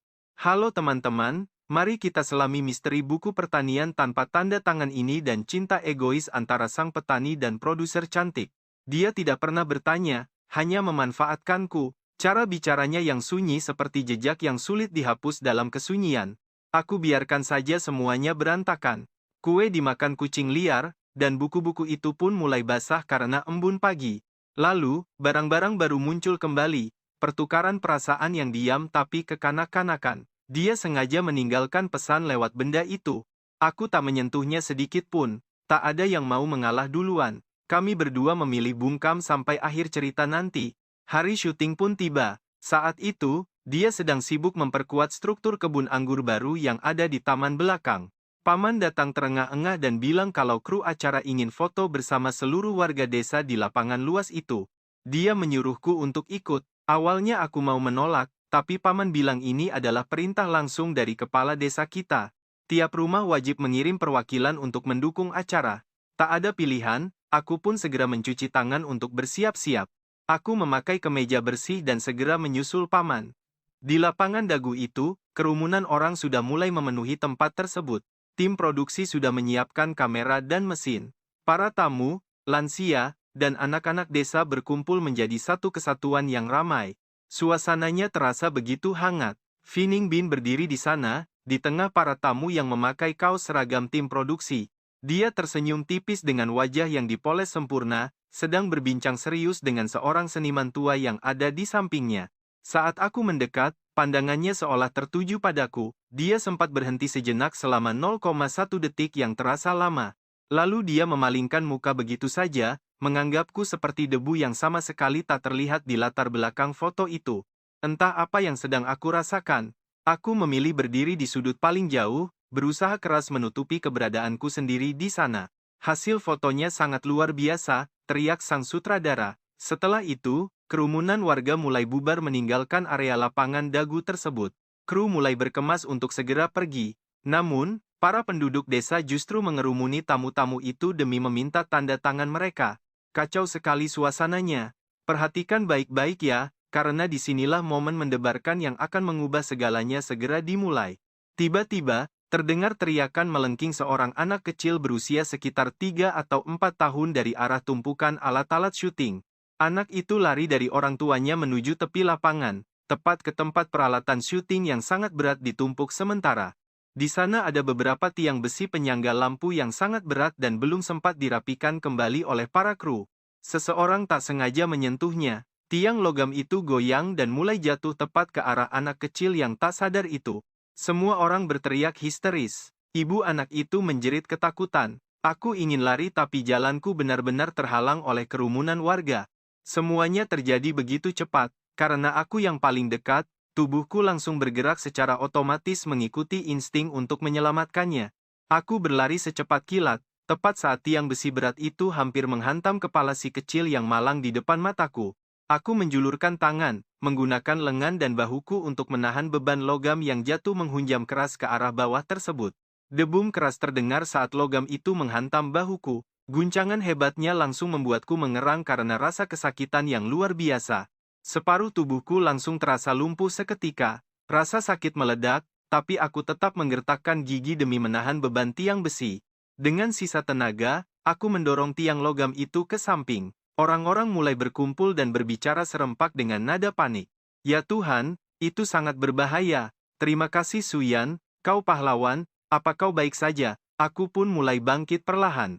Rasa nyeri menusuk bahu kiriku. Pukulannya sangat keras. Dan sepertinya lenganku juga ikut terluka serta memar cukup parah kali ini. Ini sangat menyakitkan, kulitku pasti terkelupas.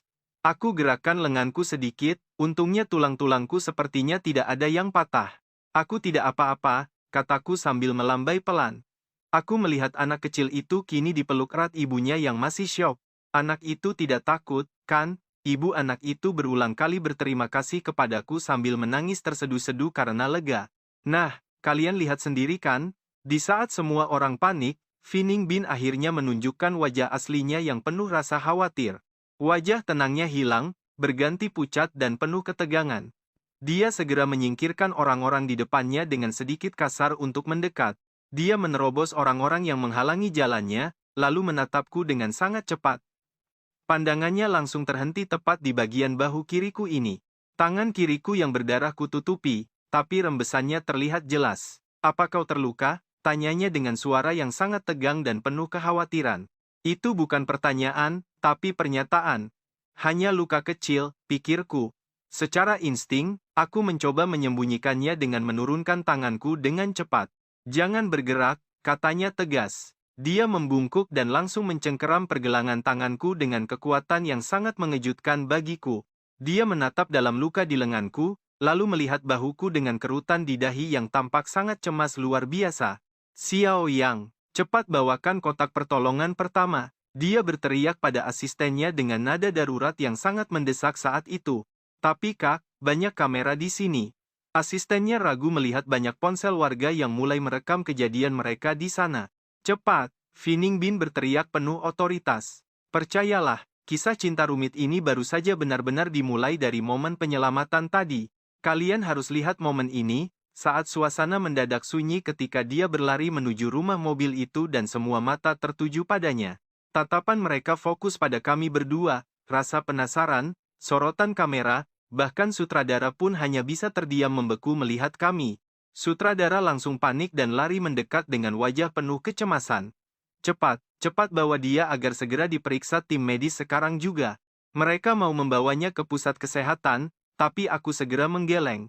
Tidak perlu, ini benar-benar bukan masalah yang sangat serius bagi aku.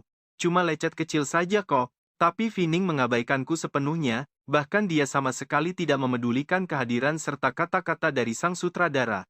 Dia mencengkeram pergelanganku dengan sangat erat. Tatapannya tajam, ada noda darah di dahinya, dan bibirnya tampak terkatup dengan sangat rapat. Xiao yang datang membawa kotak obat dengan napas terengah. Fining langsung menyambarnya dan mulai bergerak dengan sangat terburu-buru untuk menolongku. Dia mencari obat merah dan kasa dengan gerakan yang hampir kasar. Tangannya bahkan terlihat sedikit gemetar saat sedang membuka tutup botol. Duduk, perintahnya sambil menunjuk sebuah batu besar. Aku mencoba memprotes, tapi wajahnya menunjukkan kalau dia tidak ingin menerima bantahan apapun. Perhatikan matanya, kalian bisa melihat kemarahan sekaligus rasa takut yang mendalam saat dia memaksa Suyan untuk segera duduk di sana. Suyan, apa kamu mau menunggu sampai tulangmu patah dulu? Suaranya benar-benar membuatku terkejut dan seketika itu juga aku menjadi tidak berkutik. Akhirnya aku menyerah dan duduk dengan patuh di atas batu itu. Suasana di antara kami berdua tiba-tiba saja terasa sangat berat. Dia membungkuk ke arahku, tapi seketika itu juga gerakannya berubah menjadi sangat ringan, seolah aku adalah sesuatu yang sangat mudah hancur. Dengan sangat hati-hati, dia mulai membersihkan lenganku menggunakan kapas obat, setiap sentuhannya terasa sangat penuh dengan perasaan yang sangat dalam. Saat lukanya terasa perih, Aku refleks mendesis pelan. Seketika itu juga, gerakannya melambat dan dia mulai mengobati dengan jauh lebih lembut. Dia menunduk sangat dalam, hingga bulu matanya yang tebal memberikan bayangan kecil di bawah matanya yang terlihat sedang sangat khawatir. Cahaya matahari menyinari profil wajahnya yang tampak sempurna. Aku bahkan bisa melihat butiran keringat yang muncul di ujung hidung mancungnya itu. Bibirnya tampak pucat dan terkatup sangat rapat. Tiba-tiba saja, suara bising orang-orang di sekitar kami seolah menghilang dan senyap begitu saja.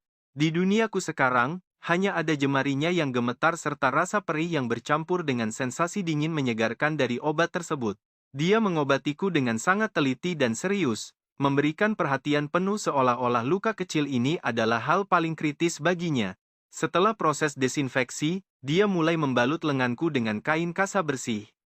Selama proses itu berlangsung, dia tetap diam tanpa kata. Alisnya terus berkerut tanpa henti. Sekarang tunjukkan bahumu, aku akan memeriksanya segera setelah membereskan bagian luka di lengan ini selesai. Suaranya terdengar sangat rendah dan sedikit parau. Kamu yakin bahumu baik-baik saja? Aku mencoba menolak karena posisinya terasa sangat canggung. Bahuku cuma terbentur sedikit saja kok. Tapi dia tidak menjawab dan hanya berdiri diam sambil menatapku langsung tepat ke arah mata. Di matanya yang memerah itu, ada ketegasan namun terselip sebuah permohonan yang membuatku tidak bisa berkata-kata atau menolak keinginannya lagi. Sambil menghela napas pasrah, aku pun membuka sedikit kerah bajuku untuk memperlihatkan bagian bahu kiri yang berada dekat tulang selangka. Jujur saja, kalian pasti kaget melihat memar ungu sebesar ini, dan napas Bining Bin seketika terhenti saat melihat luka yang cukup parah itu. Dia mengambil botol minyak obat untuk melancarkan peredaran darah. Dituangkannya sedikit cairan itu ke telapak tangannya yang terasa sangat hangat. Dia menggosok kedua tangannya sampai terasa panas, lalu mulai menempelkannya secara perlahan pada bagian bahuku yang sedang memar ungu tadi. Rasa panas yang tiba-tiba membuatku mengerang karena kesakitan. Tangannya langsung terhenti sejenak karena mendengar suaraku yang menahan rasa sakit tersebut. Dia mengurangi tekanannya dan mulai memijat dengan sangat lembut menggunakan ujung jarinya. Aroma menyengat dari minyak obat pun mulai menyebar. Bau obat itu bercampur dengan aroma parfum tubuhnya yang sangat familiar. Jemarinya terasa dingin namun telapak tangannya terasa sangat panas. Rasa hangat itu mengalir berulang kali, mencoba menghilangkan darah yang menggumpal. Gerakannya mungkin terasa agak kaku, namun terasa sangat tulus. Meski gerakannya terasa agak kasar, aku bisa merasakan konsentrasi penuh darinya. Dia berusaha sekuat tenaga untuk tetap tenang dan terkendali. Kami berada dalam jarak yang sangat dekat, sampai-sampai aku bisa melihat keindahan wajahnya dan juga merasakan aroma napasnya secara langsung.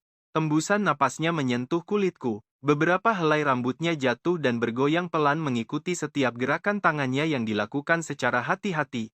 Waktu seakan berjalan sangat lambat di antara kami berdua. Di saat yang sama, aku merasakan banyak pasang mata sedang memperhatikan. Aku bisa mendengar bisikan orang-orang dan suara kamera yang terus memotret, tapi semua itu terasa sangat jauh dari dunia kami. Hanya ada ruang sunyi yang tersisa di antara kami berdua. Dia terus menunduk hingga butiran keringat mulai menetes jatuh ke bahunya. Pijatannya berlangsung sangat lama, sampai kulitku terasa sedikit perih karena tekanan tangannya sebelum akhirnya dia benar-benar berhenti bergerak perlahan. Dia tetap mempertahankan posisinya tanpa menjauh sedikit pun dariku. "Suyan, kamu selalu saja ceroboh," ucapnya dengan suara yang sangat lembut. Suaranya begitu rendah hingga hanya bisa didengar oleh kami berdua. Ada nada sengau yang sepertinya sedang dia tahan sekuat tenaga. Dia bicara dengan nada yang sangat emosional seolah-olah sedang memohon padaku. Mendengar itu, hatiku seketika terasa sangat sesak dan sakit. Dan itulah momen yang membuatku tersadar betapa dalam perasaannya, sebuah cinta yang sangat tulus namun penuh dengan luka yang terpendam. Kita semua pasti bisa merasakan betapa hancur hatinya saat melihat orang yang dicintainya terluka. Sampai jumpa di bagian cerita selanjutnya ya. Kalian harus lihat ini sebuah momen penuh emosi saat pemeran utama pria kita tiba-tiba merasakan rasa sakit yang begitu luar biasa. Tenggorokannya tercekat, tak ada suara yang keluar. Akhirnya, dia mendongak dengan tatapan mata yang jauh lebih merah dan pedih dari sebelumnya. Tapi tatapannya mulai tenang kembali. Ada kejernihan di sana, lengkap dengan sikap dingin yang biasanya dia tunjukkan dari kejauhan. Dia menarik tangannya, mengambil kain kasa, dan dengan gerakan yang agak kaku, dia mulai membalut luka di pundakku perlahan. Setelah semuanya selesai, dia segera merapikan kotak obat itu. Dia pun berdiri lalu mundur 2 langkah, menjaga jarak yang cukup aman. Bersihkan lukanya 2 kali sehari, katanya dengan nada bicara yang sangat formal, seolah memberikan instruksi resmi kepada orang asing. Dia sempat menatapku sejenak sebelum membuang muka ke arah sutradara. Pak Sutradara, urusan setelah jam kerja ini tolong segera diselesaikan. Tolong urus sisanya, saya mau istirahat dulu, ucapnya tanpa menatapku atau siapapun. Sikapnya benar-benar terasa sangat dingin dan tak tersentuh. Dia berbalik dan pergi. Dengan punggung yang tegak, dia meninggalkan lokasi syuting ditemani asistennya. Sosoknya perlahan mulai menghilang dari pandangan. Langkahnya mantap tanpa ada keraguan sedikit pun. Seolah-olah sosok yang tadi duduk tepat di hadapanku itu hanyalah sebuah mimpi belaka. Momen saat matanya memerah tadi, apa itu cuma halusinasiku? Teman-teman, perhatikan baik-baik karena disinilah semuanya mulai terasa sangat nyata. Aroma minyak obat masih tercium di udara, dan rasa panas dari telapak tangannya pun masih tertinggal jelas di kulit pundakku. Semua itu mengingatkanku kalau kejadian tadi benar-benar nyata, bukan fiksi. Aku pun duduk di atas batu sambil melihat sosoknya yang makin menjauh. Rasa sakit di pundakku memicu emosi yang sangat sulit untuk dijelaskan. Tiba-tiba saja, Pak Sutradara datang menghampiri dan menepuk bahuku pelan. Suyan, terima kasih banyak untuk hari ini. Berkat bantuanmu, tim produksi kami benar-benar sangat terbantu dan merasa berhutang budi padamu. Sekarang pergilah beristirahat, beritahu kami jika kau butuh sesuatu, ucapnya. Aku pun tersadar dari lamunanku lalu mencoba memberikan senyum tipis. Bukan apa-apa Pak Sutradara, aku hanya melakukan apa yang harus kulakukan. Tak lama kemudian, penduduk desa datang menghampiri untuk memuji keberanianku. Mereka cemas soal lukaku. Aku mendengarkan, tapi pikiranku saat itu malah sudah melayang jauh entah kemana-mana. Kalimat terakhir dari Fining dan matanya yang memerah itu terus terbayang-bayang di benakku, seperti adegan film yang diputar berulang kali. Suyan, kau masih saja ceroboh. Kau seharusnya bisa mengabaikannya saja. Dia seolah memarahiku karena sudah bertindak sangat bodoh atau terlalu baik. Begitu pikiran itu muncul, ia terus tumbuh liar seperti rumput yang memenuhi kepala. Namun, seketika aku teringat kembali pada sosok punggungnya. Punggungnya yang tegas saat berbalik pergi membuat sosoknya terlihat begitu dingin. Perasaan kecil dan lemah yang sempat muncul dalam diriku pun menghilang. Harapan konyol yang baru saja muncul itu langsung hancur oleh kenyataan pahit. Mungkin saja dia tadi hanya sedang bersikap manusiawi padaku. Aku segera menepis debu dari pakaianku dan mulai berjalan pulang langkah demi langkah. Tim produksi acara televisi itu pun akhirnya selesai juga.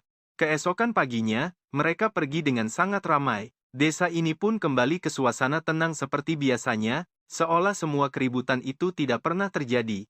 Kalian pernah merasa seperti baru bangun dari mimpi indah? Begitulah rasanya saat hanya sisa peralatan syuting yang tertinggal di halaman rumahku. Obrolan santai penduduk desa setelah makan malam membuktikan kalau kejadian luar biasa itu memang nyata, bukan sekadar bunga tidur di malam hari. Hidupku pun kembali normal. Aku kembali ke kebun, merawat sayuran, dan memasang tiang bambu terakhir untuk tanaman merambat yang sudah mulai tumbuh.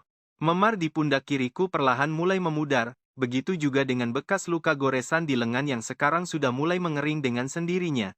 Obat dari Fining memang sangat manjur, tapi aku tak pernah menggunakannya lagi. Obat bermerek luar negeri itu kini hanya tersimpan rapi di dalam lemari. Botol dengan label bahasa asing itu kusimpan jauh di dalam lemari, bersatu dengan tumpukan barang-barang lama yang sudah tidak pernah aku gunakan lagi. Paman keduaku terkadang masih menyinggungnya. Katanya, hari itu Nona Fining terlihat sangat mengkhawatirkan lukaku yang belum sembuh benar. Aku hanya terdiam sambil menyantap nasi dengan kepala tertunduk. Karena aku tak menjawab, Paman hanya bisa menghela napas panjang lalu berhenti bicara. Kehebohan di internet pun perlahan mulai mereda. Meski sesekali masih ada akun gosip yang mencoba mengangkat cerita tentang gadis desa misterius ini lagi.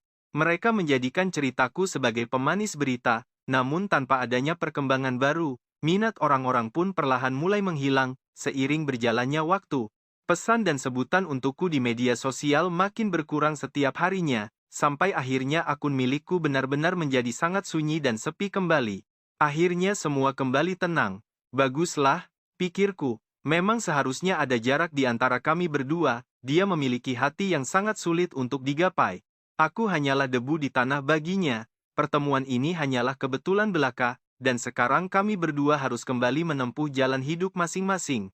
1 minggu pun berlalu, saat matahari mulai terbenam, aku sedang duduk santai di bawah pohon akasia tua yang ada di halaman rumahku. Aku sibuk memperbaiki alat pemanggang di sisa cahaya senja. Paman sedang pergi ke desa, sehingga suasana di rumah saat itu terasa sangat sepi. Hanya ada kicauan burung-burung yang terbang kembali ke sarang mereka. Tiba-tiba, telingaku menangkap suara pintu pagar kayu yang terbuka dengan sangat pelan. Kupikir paman sudah pulang, jadi aku sama sekali tidak berniat untuk mendongak. Makan malam paman ada di dalam panci, tolong dipanaskan sendiri ya, tetapi tidak ada jawaban sama sekali.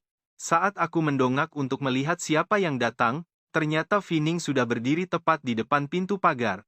Dia tidak memakai topi ataupun masker penyamaran, bahkan asistennya pun tidak terlihat. Dia berdiri sendirian di sana hanya dengan mengenakan kemeja sederhana. Sepatu kanvasnya berdebu, tapi dia tetap cantik. Percayalah, kalian dan aku akan segera melihat sebuah babak baru yang jauh lebih mendebarkan. Percayalah, kalian akan tersentuh melihat bagaimana cahaya senja menyelimuti tubuhnya dalam balutan warna emas yang begitu indah. Pipinya tampak lebih tirus dibandingkan saat syuting dahulu, namun matanya tetap bersinar terang saat menatap ke arahku dengan dalam. Suasana menjadi hening. Dia masih memegang kotak besi berkarat yang sudah sangat akrab itu sementara jemariku menggenggam erat gagang cangkul. Tiba-tiba tubuhku menegang. Jantungku berdegup kencang tidak karuan dan rasanya waktu seolah-olah berhenti berputar tepat pada saat ini juga. Di kejauhan, asap dari cerobong mulai membumbung tinggi. Burung-burung kembali ke sarang dalam diam sementara dunia terus berputar seperti biasanya. Semuanya berjalan sesuai ritme awal, hanya harapan kecil kami yang tertahan. Mengapa dia bisa ada di sini? Bukankah acaranya sudah selesai? Harusnya dia sudah kembali ke dunianya yang penuh kemewahan, bukan? Menghadiri berbagai acara megah dan berjalan di atas karpet merah. Begitu banyak pertanyaan berputar di kepalaku, tapi aku hanya bisa terdiam membisu sambil terus menatap wajahnya yang tampak sangat tenang. Aku melihatnya melangkah perlahan melewati halaman kecil itu menuju ke arahku. Cahaya matahari terbenam membuat bayangan kami jadi memanjang dan tumpang tindih. Dia berhenti tepat di depanku. Tatapannya tertuju pada tanganku yang kotor, kemudian perlahan naik dan berhenti tepat di wajahku yang bingung.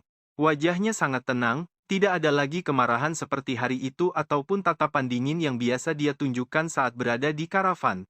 Ketenangan itu terasa begitu dalam dan sulit ku mengerti. Sudah sembuh? Tanyanya pelan. Suaranya terdengar sangat lembut merasuk ke dalam relung hati.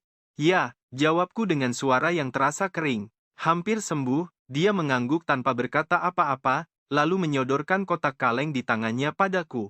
Ambil ini, ucapnya tegas tanpa ragu. Perhatikan baik-baik, disinilah perasaan yang selama ini terpendam mulai sedikit demi sedikit terungkap.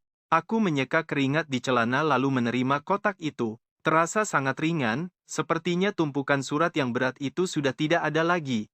Di mana surat-suratnya? Tanyaku heran. Bukankah kamu bilang ingin membakarnya? Sudah kubakar semuanya, jawabnya dengan nada yang sangat jujur. Dia menatapku lekat-lekat seolah ingin membaca reaksiku. Ternyata, dia sudah mulai mencoba untuk berdamai dengan semua kenangan pahit masa lalu itu. Aku tidak tahu harus merespons apa, apakah aku harus merasa lega atau justru merasa kecewa yang jauh lebih dalam dari sebelumnya. Rasanya aneh membicarakan hal ini seolah sedang mengobrol tentang cuaca. Kamu telah membakar semua obsesi masa lalu yang sangat menyiksa itu.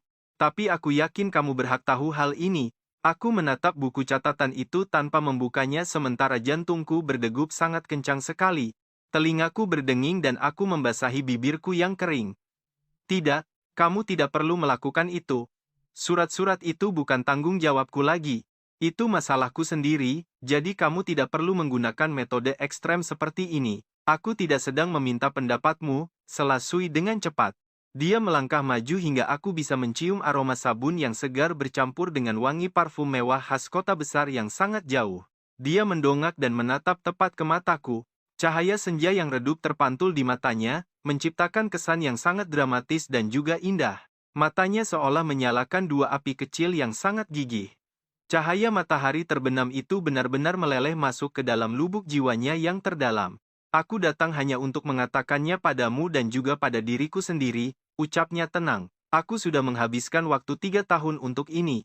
3 tahun untuk mencerna kepergianmu yang tanpa pamit. Aku pikir aku sudah berhasil melaluinya karena aku telah meraih banyak penghargaan bergengsi.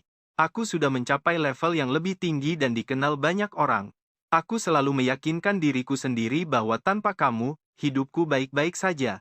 Hidupku terasa lebih menarik sekarang. Dia berbicara dengan nada yang lambat namun setiap kata yang keluar terasa memiliki bobot yang berat. Dia melihatmu mencabut lobak seolah tidak terjadi apa-apa. Teman-teman, bayangkan betapa sesaknya perasaan wanita ini saat melihat pemandangan yang menyakitkan itu. Dia tersenyum pahit dan mengejek dirinya sendiri. Ternyata selama ini aku salah besar karena kebencian itu sebenarnya tidak pernah benar-benar pergi. Aku menahan napas saat menatapnya. Semua rasa sakit, kemarahan, dendam, dan keraguan itu ternyata masih ada dan tidak pernah hilang sepenuhnya. Aku hanya menyembunyikannya di sudut hati yang paling gelap.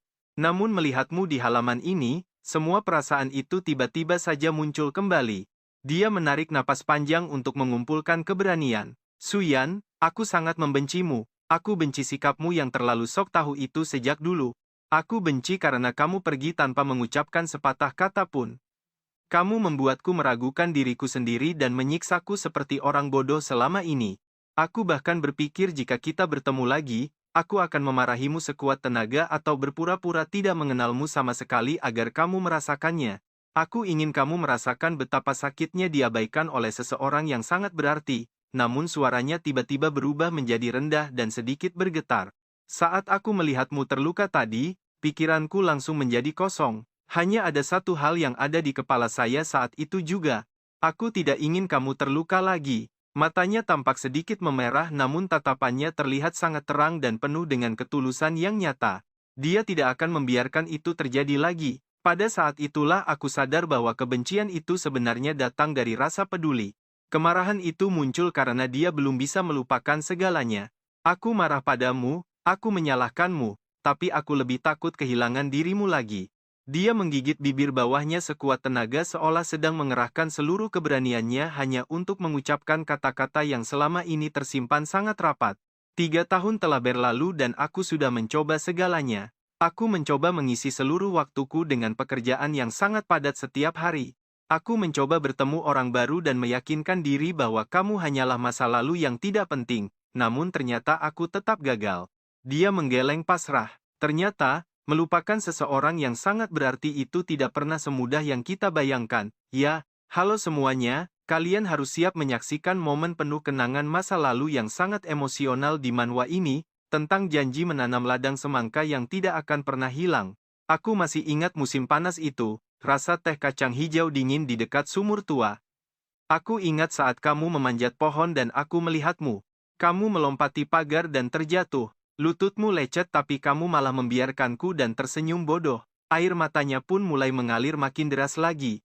Suaranya bergetar hebat, namun dia tetap terus bicara secara langsung padaku. Waktu ternyata tidak benar-benar mengubah cara aku melihat dirimu selama ini.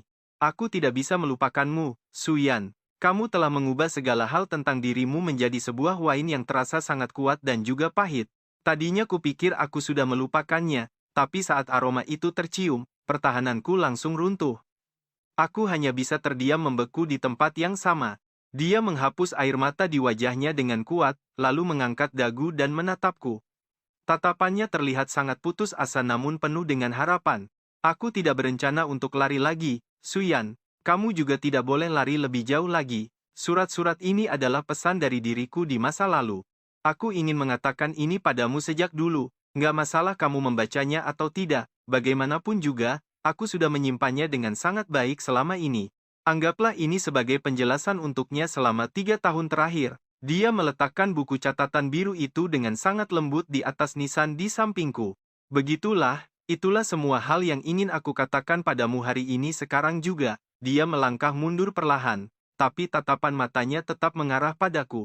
Matanya terus terpaku padaku. Suyan, aku datang bukan untuk menuntut apapun darimu. Aku juga tidak datang untuk memintamu agar segera mengubah pikiranmu.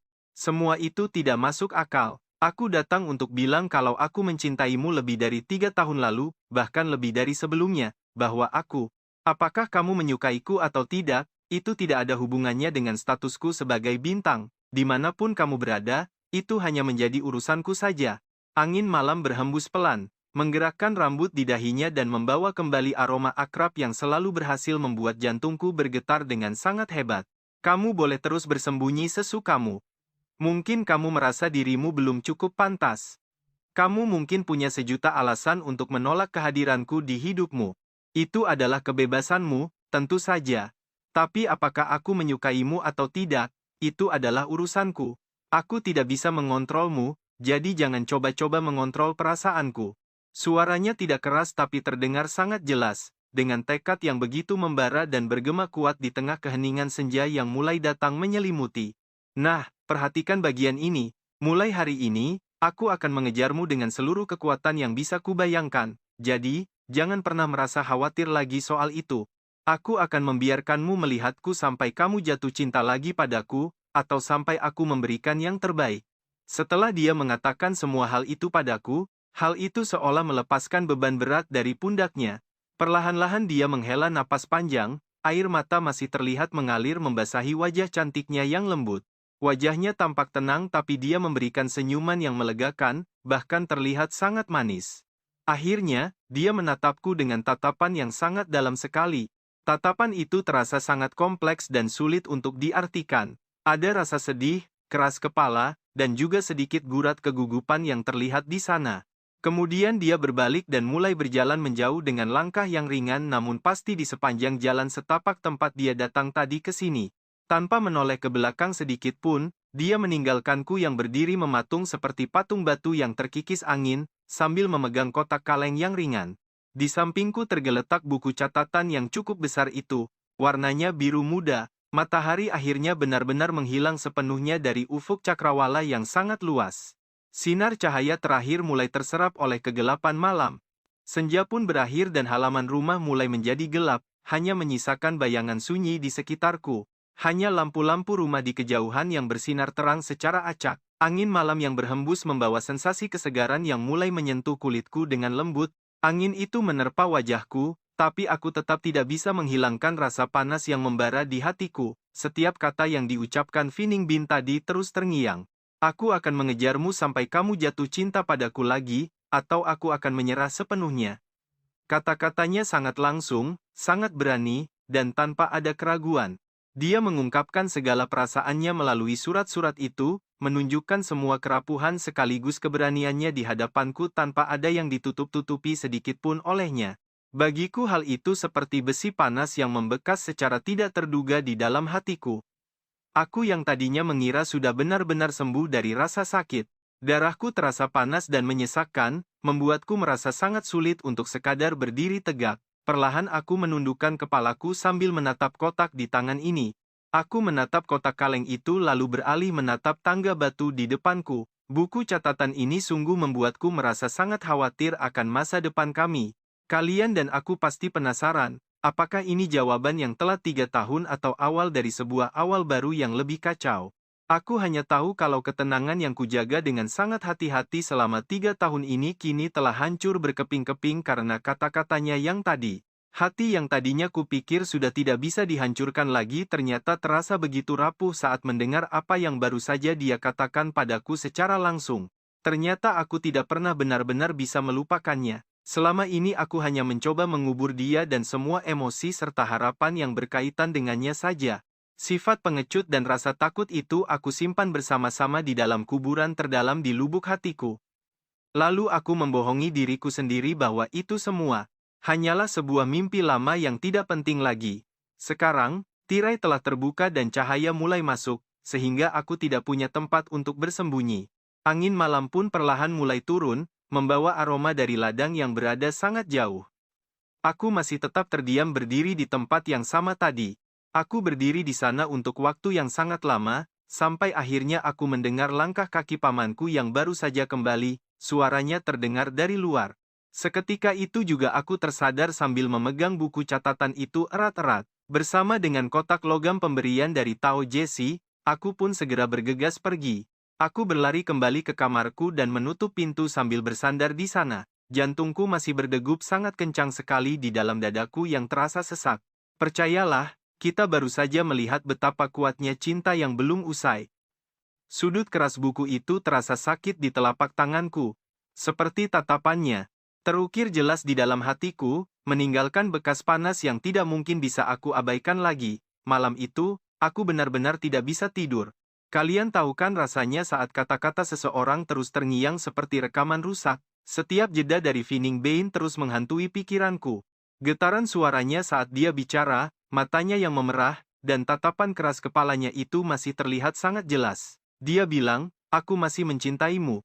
Aku akan terus mengejarmu sampai kau mencintaiku lagi, atau sampai hatiku hancur berkeping-keping. Begitu tegas, tanpa ada keraguan sedikit pun.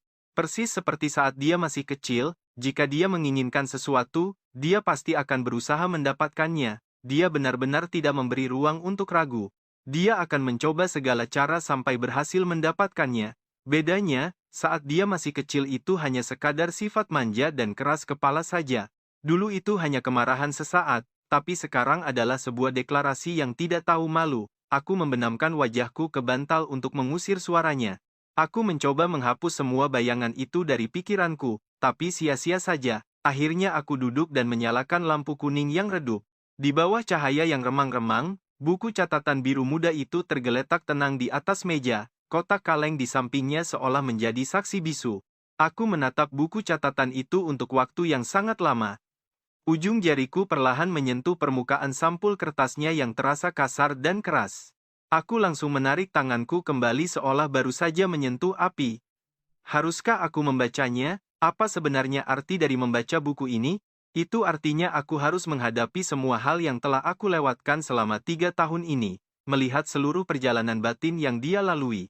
Aku harus mengoyak luka yang kukira sudah sembuh dengan tanganku sendiri, hanya untuk melihat seberapa busuk di bawahnya. Jangan berpura-pura tidak tahu. Nah, disinilah semuanya menjadi sulit. Suyan ingin bersembunyi seperti burung unta, tapi Feeling Bain sudah membawa sekop untuk membongkar semuanya. Seluruh tempat persembunyianku sekarang sudah dibongkar habis. Dengan perasaan kesal, akhirnya aku menyerah dan meraih buku catatan tua tersebut. Buku itu terasa sangat ringan, padahal isinya terasa lebih berat dari 1000 batang emas. Ternyata halaman pertamanya hanyalah sebuah kertas kosong. Tulisan tangan di halaman berikutnya terlihat sangat tegas dan penuh energi. Ini bukan sekadar salinan, tapi ditulis langsung dengan penuh perasaan di sana.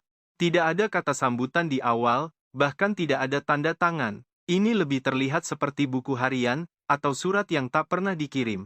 Suyan, hari ini di London sedang hujan. Rasanya sangat menyebalkan, terasa lengket dan lembab di mana-mana, benar-benar membuatku merasa tidak nyaman. Suasananya tidak seperti di rumah kita. Aku teringat dulu saat hujan, kau selalu menolak memakai payung karena gerimis terasa sangat sejuk. Tapi pada akhirnya Bibi B pasti akan memarahimu. Bodoh sekali ya, ternyata itu adalah catatan dari 13 tahun yang lalu. Catatan saat dia baru saja pergi ke luar negeri. Jariku berhenti sejenak, lalu aku mulai membalik halaman-halaman berikutnya dengan perasaan campur aduk. Hari ini guru memujiku di kelas drama dan aku merasa sangat senang. Aku ingin memberitahumu, tapi saat membuka pesan, aku tersadar. Ternyata kau sudah memblokirku, kau benar-benar kejam. Aku baru saja lolos audisi untuk peran kecil. Setidaknya aku punya beberapa dialog di sana. Sutradara bilang kalau aku punya bakat, kalau saja kau ada di sini, kau pasti akan mengejekku sambil memasang wajah lucu seperti biasanya. Tapi sayang sekali kau tidak ada di sini. Dasar pria jahat. Para aktris di sini bahkan mengucilkanku dari grup mereka sendiri. Mereka terus menertawakan aksen bicaraku, tapi itu tidak masalah bagiku. Akan kubuktikan kalau mereka salah. Hanya saja, aku merasa sedikit lelah. Kalau kau ada di sini, kau mungkin akan menceritakan lelucon garing, atau mungkin kau akan membawaku pergi makan enak untuk menghiburku. Aku ingin makan di toko tangbat yang ada di belakang sekolah. Ada banyak sekali kenangan kecil di sana. Dasar pria brengsek. Aku memenangkan sebuah penghargaan, meski hanya penghargaan kecil. Ini piala pertamaku. Saat berdiri di atas panggung, cahayanya terasa sangat menyilaukan mata. Kalian bisa bayangkan kesepiannya, di bawah sana banyak orang bertepuk tangan, tapi orang yang paling dia harapkan justru tidak ada di sana. Suyan, apa kau melihat beritanya? Apa kau ikut merasa bahagia untukku? Lupakan saja. Aku yakin kau pasti sudah melihatnya. Si bodoh ini. Aku bermimpi kau menyuruhku jangan pergi dan tetap tinggal di sini. Aku terbangun sambil tertawa, lalu berakhir menangis. Suyan, aku benar-benar membencimu. Hari ke-100, aku masih belum mendapat kabar darimu. Kau benar-benar sudah tidak mencintaiku lagi ya, Suyan. Rasanya sangat menyakitkan sekali. Hari ini ada seseorang yang menyatakan cinta padaku di kampus. Aku menolaknya dan bilang kalau aku sudah punya seseorang yang menungguku. Sebuah kebohongan yang sangat indah, bahkan aku menipu diriku sendiri. Sekarang salju turun di London. Katanya di rumah kita juga turun salju. Kau ingat janji kita untuk melihat salju pertama bersama? Selamat tahun baru, Suyan. Satu lagi tahun baru yang harus kulewati tanpamu di sini. Aku sama sekali tidak merasa bahagia, Suyan. Aku sangat lelah. Aku tidak ingin mencintaimu seperti ini lagi, tapi sepertinya aku tidak bisa. Jika ini memang keinginanmu, maka akan kulakukan. Catatan terakhir di buku ini ternyata sudah berhenti sejak 2 tahun yang lalu. Tulisannya terlihat agak berantakan. Di bagian akhir, hanya ada noda air yang memudar. Setelah itu, hanya tersisa banyak halaman kosong yang hampa. Sampai di halaman paling terakhir, ternyata ada sebuah surat baru. Bekas tulisannya terlihat sangat dalam, seolah ditekan dengan seluruh perasaan yang ada. Sepertinya ini baru saja ditulis. Hanya 2 baris pendek tanpa tanggal atau tanda tangan, isinya pun hanya terdiri dari 6 kata saja. Aku menutup buku itu dan memejamkan mata. Dadaku terasa sangat sesak, seolah ada segumpal kapas basah yang menyumbat seluruh jalan napasku. Jadi, inilah kenyataan pahit yang harus kita hadapi bersama. Saat Suyan mengira dia sudah memulai hidup baru, pria ini justru menderita sendirian. Dia telah melewati begitu banyak hal sulit di negeri orang. Dimulai dari keluhan kecil hingga rasa sakit yang sangat luar biasa dalam. Halo semuanya, mari kita saksikan bagaimana harapan berubah menjadi keraguan diri dan juga keputusasaan yang sangat dalam. Menyerah tapi tak bisa melepaskan. Setiap goresan kuas itu terasa seperti sayatan pisau yang sangat perih. Semua terukir di hatiku. Kupikir pengorbananku adalah sebuah keagungan, namun ternyata itu hanya sebuah kesalahan besar. Ternyata itu pelarian pengecut. Rantai terberat yang kupasang padanya, membiarkan dia menanggung semua rasa sakit itu sendirian. Terabaikan di negeri orang. Di setiap momen saat dia butuh sandaran, dia justru menghadapi kesunyian yang dingin. Kekosongan tanpa jawaban. Sementara aku bersembunyi di cangkangku, merasa bangga dengan ketenangan dan juga kelancaran palsu. Suyan, kau benar-benar bodoh. Si sombong yang sangat bodoh, fajar menyingsing saat aku akhirnya tertidur lelap. Mimpi itu terasa sangat aneh sekaligus indah. Kadang kulihat Fining di bandara, dengan mata yang memerah sedih. Dia menarik lengan bajuku. Di saat lain, dia berdiri di panggung penghargaan, bersinar namun dengan mata kosong. Terkadang dia berdiri di kegelapan, menangis sambil bilang masih mencintaiku. Saat terbangun, kepalaku terasa sangat sakit. Di balik jendela, hari sudah siang dan burung-burung berkicau. Aku terduduk di tempat tidur, tertegun cukup lama. Buku catatan itu tergeletak bisu di samping bantal, terasa panas menyengat seperti sebuah besi yang membara. Jadi aku mengambil keputusan. Membuka nomor telepon yang tidak pernah kuhubungi selama 3 tahun, tapi masih kuingat. Ujung jariku gemetar di atas layar, jantungku berdegup sangat kencang, seolah hampir meledak keluar dari dalam dadaku. Tarik napas dalam, sekali lagi, lalu aku meneleponnya. Nada sambung berbunyi 2 kali dan kemudian dia menjawab. Teman-teman lihat ini, dia menjawab secepat kilat seolah memang sudah menunggu panggilan ini selama bertahun-tahun. Hanya ada keheningan di sana, suara napasnya yang tipis hampir tidak terdengar, tenggorokanku terasa sangat kering dan sesak. Aku mencoba bicara, tapi hanya suara serak yang keluar. Pin, bisikku, dia hanya menjawab dengan suara gumaman pelan. Hanya ada suara arus listrik dan napasnya yang halus. Ku genggam ponsel itu dengan jari-jari yang mulai mendingin. Kata-kata itu akhirnya keluar. Ming Pin, aku minta maaf atas segalanya. Keheningan kembali menyelimuti kami berdua saat itu. Sebuah desahan terdengar dari seberang telepon. Akhirnya Suyan angkat bicara dengan suara yang terdengar sangat lelah dan tenang. Ketahuilah, aku sudah memaafkanmu 10.000 kali selama 3 tahun ini, tapi aku selalu merasa itu belum cukup. Aku tahu kenapa kau pergi. Aku paham kenapa kau merasa lelah dengan semua sikapku yang sangat egois. Karena aku terlalu manja, mengganggu, dan terlalu percaya diri berpikir kau akan selalu menungguku di tempat yang sama. Suaranya sangat stabil tanpa emosi. Tapi setiap kata itu meninggalkan rasa sakit yang luar biasa dalam di hatiku. Dia terdiam sejenak. Lalu dengan suara yang sangat rendah, dia bertanya satu hal padaku. Tanyalah. Jawabku dengan segera. Aku ingin menggenggam kesempatan terakhir ini sekuat tenaga. Namun seberang telepon kembali hening untuk beberapa detik saja. Dia seolah sedang mengumpulkan keberanian. Lalu ku dengar dia bertanya dengan suara yang sangat lembut namun terasa sangat berat. Suyan, apa kau masih mencintaiku? Bukan karena rasa bersalah atau kompensasi, tapi cinta yang nyata saat ini juga. Kalian pasti merasakannya juga, dunia seakan berhenti berputar menunggu jawaban atas pertanyaan yang sangat jujur ini. Kicauan burung dan desiran angin di luar jendela mendadak hilang. Suara aboyemen anjing di kejauhan pun ikut lenyap. Yang tersisa hanyalah detak jantungku yang berpacu kencang seperti tulang yang lelah dan juga suara napasnya. Suara napasnya yang lemah terdengar melalui arus listrik. Dia sedang menunggu sebuah jawaban yang sangat penting baginya. Jawaban yang baru datang setelah 3 tahun penuh luka. Jawaban yang menanggung beban ribuan kesalahpahaman dan juga luka. Aku memejamkan mata. Yang kulihat bukan hanya kenangan 20 tahun lalu, tapi setiap momen setelah pertemuan kembali. Bayangan matanya yang berkaca-kaca saat membuka pintu, wajah pucat dan rapuhnya saat dia jatuh pingsan di kebun. Saat aku memarahinya dengan mata merah. Dan luka tersembunyi yang selalu dia simpan jauh di dalam lubuk matanya. Keringat dingin membasahi dahinya. Kemarin malam saat senja, dia menangis namun tetap berdiri tegak dengan penuh keberanian. Dia berkata dalam sebuah pertaruhan yang nekat, ada api abadi di matanya. Selama ini aku sengaja mengabaikannya. Emosi yang kupendam sekuat tenaga kini meledak. Seperti es yang mencair di musim semi, semuanya meluap begitu saja. Semua pertahananku runtuh seketika secara dramatis. Aku buta oleh perasaanku sendiri yang sangat liar dan juga impetuous. Tidak ada jalan untuk melarikan diri lagi. Dulu aku selalu berpikir bahwa cinta hanyalah sebuah emosi masa muda, persahabatan di masa remaja. Tapi sekarang aku sadar bahwa cinta yang sebenarnya jauh lebih dalam dari itu semua. Meski penuh luka dan terhalang waktu, hatiku tetap berdetak di bawah kendalinya. Ini adalah sebuah cinta yang murni. Percayalah teman-teman, cinta berarti berani melangkah maju, meski tahu jalan di depan tidak akan selalu terasa mudah.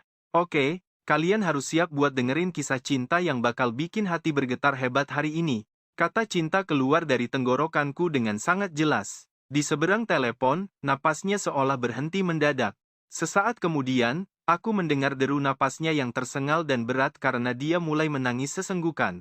Suaranya melembut dengan sedikit nada angkuh dan manja, persis seperti gadis kecil yang sedang merajuk. Seolah dia tidak mendapat jawaban yang memuaskan saat masih kecil dulu, hatiku rasanya benar-benar mau meledak. Manis tapi membingungkan. Aku mengulanginya lagi dengan suara yang kini jauh lebih stabil dan penuh ketulusan. Baca Vine, aku menyukaimu, bukan cuma dulu, tapi sekarang dan selamanya. Di telepon terdengar suara tetesan air. Isak tangis tertahan itu terasa membakar seperti lava, menghancurkan semua topeng dan pertahanan yang aku bangun. Suyan menangis sekaligus tertawa. Dia bilang aku bodoh karena sudah membuatnya menunggu begitu lama sekali. Mataku mulai berkaca-kaca. Aku memang bodoh. Lalu, dia bertanya dengan suara serak. Apa rencanaku sekarang? Dia menuntut penjelasan layaknya anak kecil. Aku menatap keluar jendela, di mana cahaya pagi terasa sangat sempurna. Menyinari teras kecil yang aku rawat selama 3 tahun ini. Kamu bilang aku yang harus mengejarmu. Sudut bibirku terangkat tanpa sadar. Sekarang, biarkan aku yang gantian mengejarmu, oke? Vigne, dengarkan aku baik-baik. Aku bukan lagi pria yang sama seperti 3 tahun lalu. Aku masih kikuk dan mungkin mudah dibohongi. Mungkin aku belum bisa masuk ke duniamu yang berkilau, tapi aku punya kebun penuh semangka untukmu. Ada sup kacang hijau dingin, dan aku masih bisa memanjat pohon untuk memetik kesemek segar kesukaanmu. Meski aku bisa jatuh dan hatiku ini datang terlambat, tapi perasaanku ini tulus. Aku ingin kau menyukaiku. Aku terdiam, merasakan air mata hangat mengalir di wajahku. Apa kamu mau memberi si bodoh ini kesempatan? Maukah kau memulai pengejaran ini kembali? Di ujung telepon, tangisannya mendadak berhenti dan suasana menjadi sangat hening. Rasanya seperti 1 abad berlalu, sampai akhirnya suaranya terdengar kembali dengan sangat jernih dan penuh keyakinan. Kita lihat saja nanti, tapi ingat Suyan, kalau kau lari lagi, aku akan mengejarmu sampai ujung dunia. Aku akan menyeretmu kembali dan mengikatmu di sisiku selamanya untuk mengganggumu sepanjang sisa hidupmu nanti. Aku tertawa sambil menangis deras. Baiklah, aku tidak akan lari, meski kakiku patah, aku akan tetap di sini. Cahaya matahari memenuhi kamar tanpa permisi, menyinari buku catatan biru dan kotak besi tua yang ada di meja. Debu berterbangan pelan dalam cahaya itu, seolah menandai berakhirnya musim dingin yang sangat panjang dan membekukan. Sekarang perhatikan baik-baik karena kita masuk ke momen manis sekaligus menegangkan di bulan ketiga pernikahan mereka. Sepulang kerja, aku merasa ada yang aneh. Tidak ada lampu yang menyala, rumah terasa sangat gelap dan sunyi. Hanya ada sedikit cahaya senja dari celah tirai. Bau parfumnya tercium sangat tajam, lebih kuat dari biasanya. Ning Fin. Aku menaruh kunci dan memanggil namanya, tapi tidak ada jawaban sama sekali dari dalam rumah kami. Pintu kamar terbuka sedikit. Aku mendorongnya perlahan dan mendadak terpaku melihat pemandangan yang ada di depanku. Fining duduk membelakangiku di pinggir tempat tidur. Dia memakai salah satu kemeja lamaku yang terlihat sangat longgar. Leher putih dan tulang selangkanya terlihat jelas. Rambutnya diikat asal-asalan dengan beberapa helai jatuh di wajahnya. Dia terlihat sangat cantik. Andai saja tangannya tidak sedang memegang sesuatu yang membuat bulu kuduku berdiri. Sebuah cutter tajam yang berkilat dingin. Dia menggores ujung ranjang secara perlahan dan terlihat sangat metodis. Di sana ada kotak kayu tua milikku. Itu tempat aku menyimpan semua barang-barang kenangan masa lalu aku. Isinya tidak berharga, cuma dokumen lama, beberapa koin, dan foto-foto saat aku masih duduk di bangku sekolah. Termasuk foto kelulusan sekolah menengah atas. Kau sudah pulang? Tanyanya tanpa menoleh sedikit pun ke arahku. Suaranya terdengar sangat santai, tapi tangannya terus bergerak. Dia tidak berhenti memainkan benda tajam itu di kotak. Ujung pisau itu bergeser di atas tutup kayu, menimbulkan suara gesekan yang membuat jantungku berdegup sangat kencang. Suasana ini terasa sangat mencekam, persis seperti adegan dalam drama yang pernah aku tonton sebelumnya di televisi. Aku berusaha menenangkan diri dan melangkah mendekatinya. Apa yang sebenarnya sedang dilakukan oleh gadisku ini sekarang? Apa yang kau lakukan? Tanyanya dengan suara senormal mungkin. Akhirnya dia berbalik, menunjukkan wajah tanpa emosi. Tatapannya kosong, tapi ada senyum aneh di bibirnya. Dia bilang dia sedang mencari sesuatu yang sangat penting. Dia mengangkat sebuah foto lama.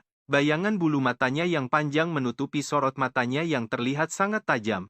Percayalah, momen ini bakal jadi awal konflik yang gak terduga karena dia menunjuk sosok gadis lain di foto itu. Kalian harus lihat aksi yandere ini. Foto cewek berkuncir kuda ini siapa ya? Tanyaku saat mendekat untuk melihat wajahnya yang tampak kabur. Wajah di foto lama itu memang agak kabur, tapi fitur-fiturnya masih sangat bisa dikenali sebagai sekretaris kelas kita dulu. Aku mencoba mengingat-ingat. Marga Sang bukan? Ya benar sekali. Dia menyahut dengan nada suara yang sengaja dipanjangkan perlahan.